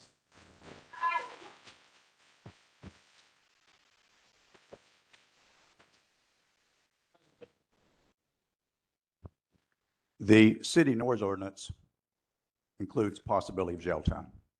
It does not. City Attorney?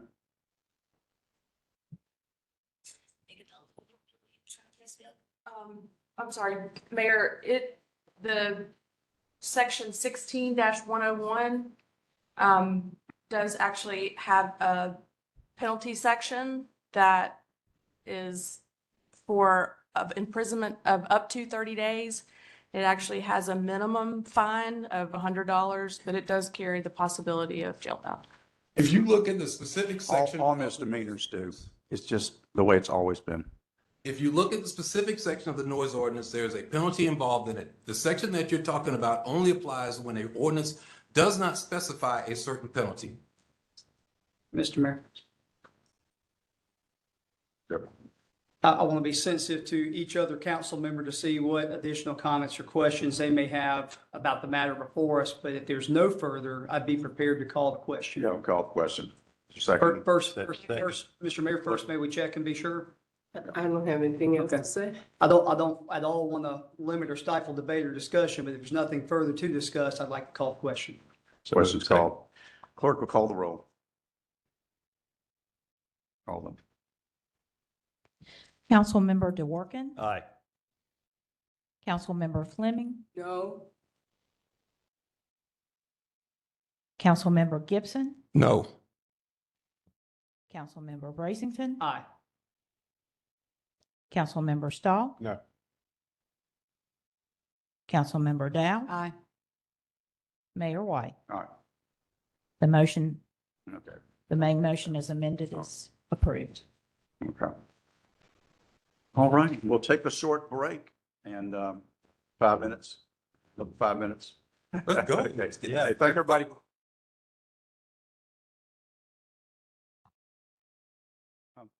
You don't need a break? Well, I'll let that play.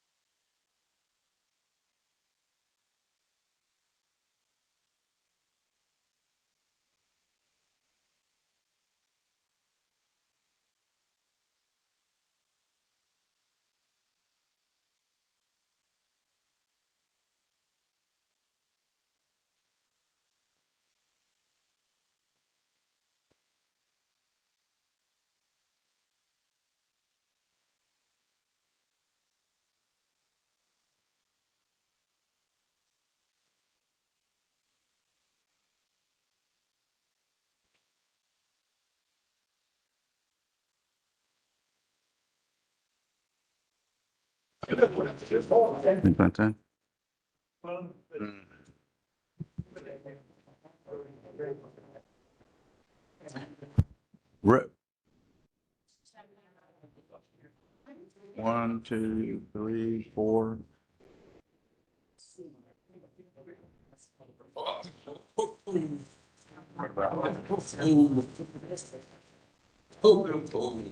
Oh, okay.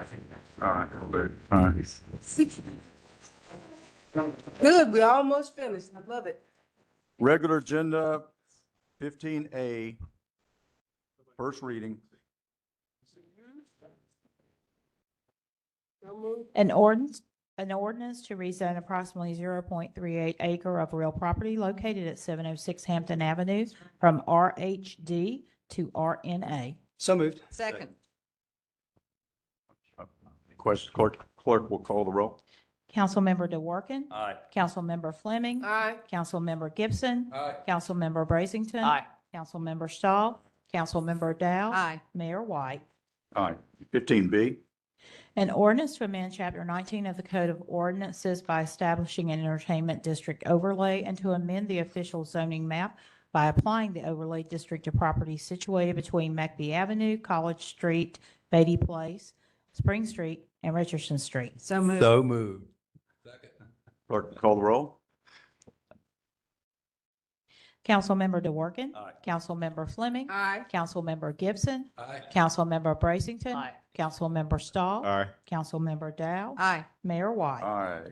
15C. You don't need to read all those names, And I won't, sir. the summary. An ordinance to rezone approximately 91.96 acres of real property comprising of an area as shown in the description. Okay, and this is, Second. Motion second. Clerk will call the roll. I'm sorry, sir, who did I get the second from? Me. Thank you. Motion second. Councilmember DeWorke. Aye. Councilmember Fleming. Aye. Councilmember Gibson. Aye. Councilmember Brazington. Aye. Councilmember Stahl. Aye. Councilmember Dow. Aye. Mayor White. Aye. Congratulations. 15D.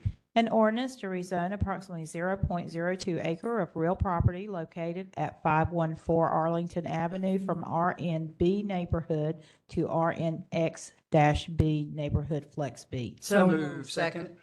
Motion second. All in one accord. Councilmember Dow does not have any questions either. I will let you know, Mayor. when I- Okay. It might be a first. We're not up to E It yet. might be a first. I have a motion and a second. Clerk will call. Slow down on E. Motions, yeah. Councilmember DeWorke. Aye. Councilmember Fleming. Aye. Councilmember Gibson. Aye. Councilmember Brazington. Councilmember Stahl. Councilmember Dow. Aye. Mayor White. Aye. 15E. An ordinance to annex approximately 0.17 acre of real property located at 25 North Vance Street and to provide the zoning designation of RHD. So moved. Second. Can I see the map, please? I do have a question. Vance Street. Yeah, Whoa. Wait a minute. Yeah, that's E. lower right. Yeah, E. We're taking up a donut hole and creating two donut holes. And that's okay. Because we're working on the rest of the donut holes. That would be the Yes. answer to that. Yeah, Yes, right. Councilmember Dow. For those of you who are hungry, keep working at it. Thank you. Thank Okay. you. Clerk will call the roll. Councilmember DeWorke. Aye. Councilmember Fleming. Aye. Councilmember Gibson. Aye. Councilmember Brazington. Aye. Councilmember Stahl. Aye. Councilmember Dow. Aye. Mayor White. Aye. 15F. An ordinance to annex approximately 0.34 acre of real property and 0.02 acre of adjacent right-of-way located at 170 Otis Street and to provide the zoning designation of RHD. So moved. Second. Okay, show the map. It's something I need to, oh. Okay. It's not as far as I thought it would. Thank you. Clerk, call the roll. Councilmember DeWorke. Aye. Councilmember Fleming. Aye. Councilmember Gibson. Aye. Councilmember Brazington. Aye. Councilmember Stahl. Aye. Councilmember Dow. Aye. Mayor White. Aye. 15G. An ordinance to annex approximately 19.96 acres of real property and 10.18 acres of adjacent right-of-way located at 31 Victor Street and 300 Hammett Street and to provide the zoning designation of IX, Industrial Flex. So moved. Please show the map. Please show the map. Clerk will call. We've got to see the map. Okay. Yeah. Yeah, we got the maps. That's over. Wait a Oh, minute. wow. Wait a minute. A lot. That's, It's a bit- Oh, about, yeah, oh, so there's no other property on there? yeah, right above. But- Oh, that's better. Can I see the, That's a connector piece that we're taking. Okay, all right, that's good. can I see the better. natural and environmental features map, please? Okay. Don't sigh at me, Mayor. Who knew that unknown means, not that we don't know what environmental features there are in this, but as staff pointed out to me today, it means we don't know what that body is called. That's right. Unknown. All right. Clerk will call the roll. Councilmember DeWorke. Aye. Councilmember Fleming. Aye. Councilmember Gibson. Aye. Councilmember Brazington. Councilmember Stahl. Aye. Councilmember Dow. Aye. Mayor White. Aye. 15H. An ordinance to annex approximately 2.43 acres of real property and 0.39 acre of adjacent right-of-way located at 4 and 10 Alexander Street and to provide the zoning designation of IX Industrial Flex. So moved. Second. Motion second. Clerk, call the roll. Councilmember DeWorke. Councilmember Fleming. Wait just a second. Y'all didn't show the map on Alexander Street? Oh, thank you. I had the streets mixed up. I'm sorry. I thought Alexander was Bunker. Okay. All right. Councilmember Fleming. Aye. Thank you. Councilmember Gibson. Aye. Councilmember Brazington. Aye. Councilmember Stahl. Aye. Councilmember Dow. Aye. Mayor White. Aye. We took the former junkyard several months ago and then crossed the street. So this is really significant because it's the first move in that direction. So, Yeah, I had it turned around in my mind. hey, aye, 15 An ordinance to annex approximately 1.11 acres of real property located at 214 North Duval Drive and to provide the zoning designation of BH. Ooh, yeah. So moved. Second. Motion second. Clerk, call the roll. Councilmember DeWorke. Councilmember Fleming. Aye. Councilmember Gibson. Aye. Councilmember Brazington. Aye. Councilmember Stahl. Councilmember Dow. Aye. Mayor White. Aye. 15J. An ordinance to appropriate $254,581 in the Capital Projects Fund to recognize additional proceeds from the sale of the municipal court building and to recognize the loss previously appropriated grant funding related to the renovation of Halton Road, Public Safety Campus and Municipal Complex. So moved. Second. Motion second. Y'all want to ask any more knowledge about that? Okay. All in favor, excuse me, clerk, call the roll. Councilmember DeWorke. Councilmember Fleming. Aye. Councilmember Gibson. Aye. Councilmember Brazington. Aye. Councilmember Stahl. Councilmember Dow. Aye. Mayor White. Aye. Okay, 16, new business resolutions, first and final. A resolution to appoint judicial positions under Chapter 22 Municipal Court of the Code of Ordinances of the City of Greenville. So moved.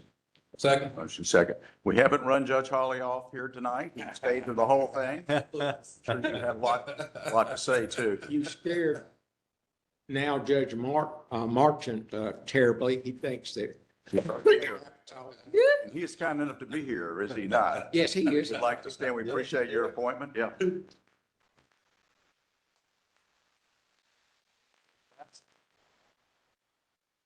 Our greetings from municipal court and from homeless court, which does function.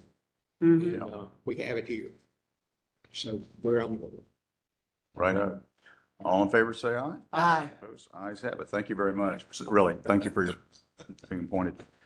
16B, A resolution to provide for certain certifications regarding abandoned buildings and abandoned building sites located at or near 1200, 1202, 12, and 1204 Lawrence Road, according to SC Code Section 12-67-100. these are the So active moved. road projects. This is resolution. This is resolution, yeah. Better known as active road projects, yeah. So I have a motion. All in favor, say aye. Aye. Aye. Ayes have it. We have. I did not have a second. so Second. Oh. Thank you. I'll second. I'll second too. Now you got it. 16C, A resolution to accept the dedication of 14,781 square feet of public right-of-way from Canvas Townhomes Homeowners Association, Inc., and 777 square feet of public right-of-way from Truist Bank, and to accept Canvas Street into the city street system. so moved. Second. Motion is, all in favor, say aye. Aye. Opposed? Ayes have it. Okay, 17, recognition.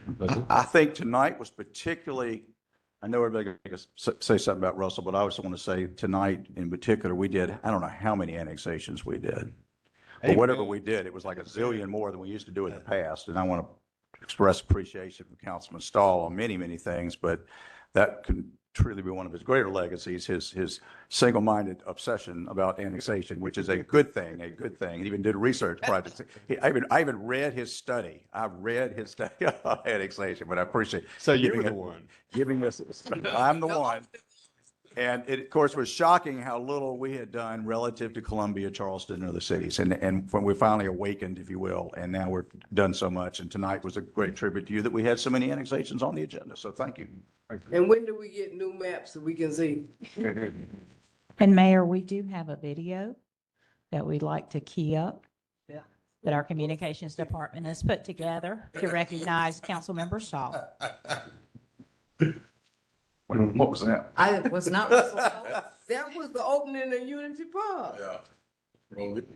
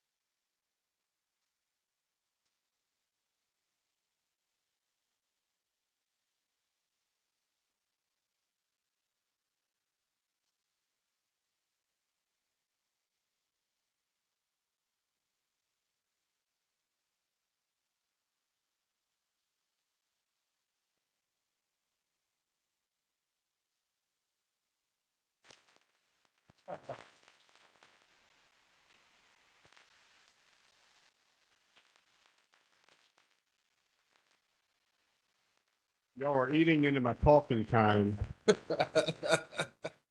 Thank you.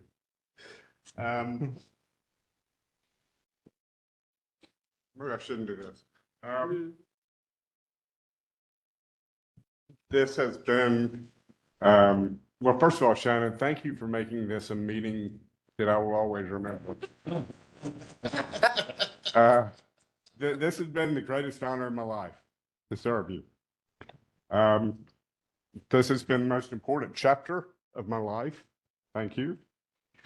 Up until this morning, I wasn't sure whether or not I was going to give this statement. I wasn't sure I could get through it without falling apart. Evidenced. But I owe it to the city. I owe it to my fellow council members, the city employees, and our amazing residents to try.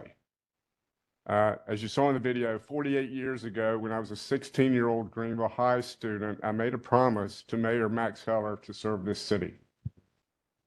That promise became the North Star of my life.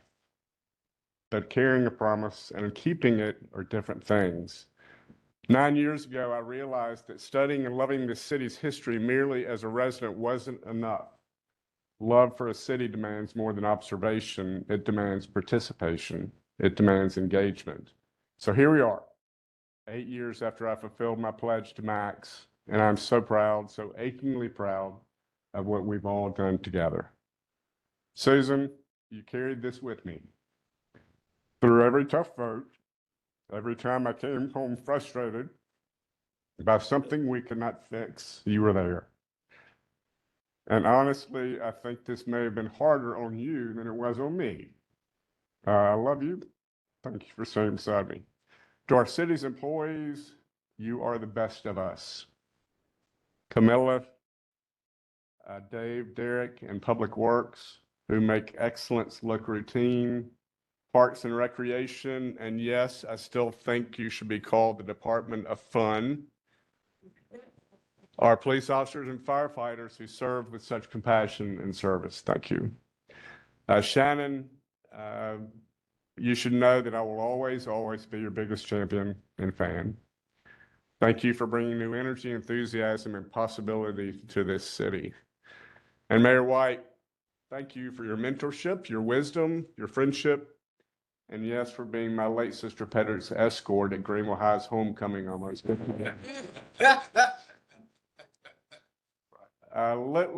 could have been related. Look at what we've done together. We tore down the Camperdown Bridge and gave people back the only natural waterfall in the United States downtown. We built Unity Park. We extended the Swamp Rabbit Trail. We brought Wings of the City to our public spaces. We made public transit work. We survived COVID together, making impossible choices when nobody knew what the right answer was. We fought for housing affordability. We created the Greenville Housing Fund. We navigated the complexities of County Square. We crafted GVL 2040. We showed that annexation could welcome people instead of keeping them out. And yes, I brought bad dad jokes. Bad ones. But because sometimes when things get tense, laughter was the only bridge wide enough to carry across our differences. But here's what I'm most proud of. I tried to be a voice for people who have no voice in this chamber. People with no lobbyist, no political donor, no power. Did I get it right? No, I made mistakes. I stumbled, but every single day I tried. I love what Greenville has become, this vibrant, optimistic, hopeful, beautiful place. I love Falls Park and Main Street and all the energy downtown, but I also love fiercely the people who built this city long before it was fashionable. The mill workers, the families who have been here for generations, the people who gave everything to make Greenville what it is. Only got 6 more pages, y'all. Max taught me that cities aren't buildings. Cities are people. Every decision we make either opens doors or closes them. Every vote either brings people together or pushes them apart. For 8 years, one question kept me awake at night. Who benefits and who bears the cost? I'm begging you to carry that question forward. Don't let it become a slogan. Let it unsettle you. If it stops bothering you, you'd stop listening. So to my replacement, Tina Bilge, I'm sorry she's not here, and my fellow council members, lead with moral courage. Do what's right, even if it costs you, especially if it costs you. Remember that compassion is not weakness. Without it, all we're doing is moving money around. With it, we change people's lives. Go find the people who aren't in this room. Their silence doesn't mean they agree with us. It means we've broken their trust. Earn it back. Thinking generations. Max planted trees he knew he'd never sit under. What are you planting for future generations? And continue to believe that Greenville remains a city that makes the impossible possible. If history and people remember me at all, I hope they'll remember this, that I hope that I love this city enough to fight for the people with the least, that I use humor to build bridges, that I kept a promise made 49 years ago to a great man, and that when the decisions were hardest, my heart was in the right place. Max, I tried. I did my best. I stumbled and fell short, but I tried to honor what you taught me, to love this city and its people. Council, it's now your turn. Your responsibility is great. Make it count. Thank you for 8 extraordinary years. Thank you for your trust, your friendship, your respect. Thank you for letting me love this city, its beauty, its brokenness, without apology, out loud. I don't say goodbye. I say I'll see you later. All right. Mic drop.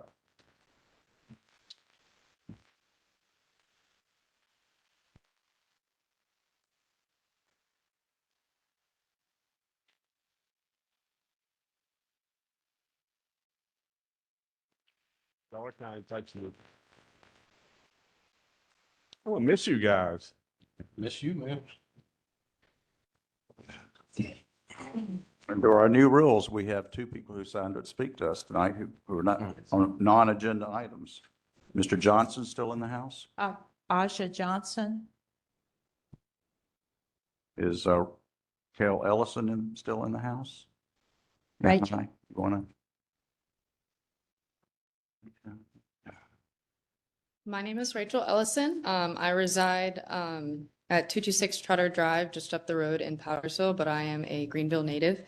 I am sorry I picked a lighthearted topic to talk about on such a heavy day, but I am a student at USC Upstate. I'm a political science major with a double minor in criminal justice and pre-law.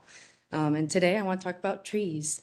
So as great as it has been to see this city grow, I just have some concerns about the ordinance that allows commercial real estate developers to pay a fee in return for cutting trees when clearing land. And forgive me for sounding like a Gen Z hippie, but these canopy trees and the mature oaks are part of what makes our city so beautiful and what has drawn so many people to the city. 50-year-old oaks cannot be replaced by modest saplings that go into such a tree fund or a fund in general. So I just have to urge stronger protections for those mature canopies. And then secondly, I just want to touch on the fact that there could be broader consequences and impacts. There are federally protected birds, such as red-tailed hawks, Cooper hawks.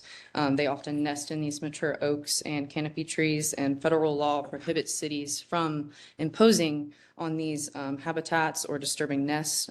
So I just caution us to keep within those federal guidelines, and I will end my comment by urging the city to strengthen preservation requirements, tree cutting removal, training certification standards, and then further prioritizing the preservation of these mature trees. The greenery, it cools our neighborhoods, supports wildlife, and provides a major part of our identity as being Greenville. And thank you for your time. Thank you. Thank you. Okay, thank you very much. Adjourned.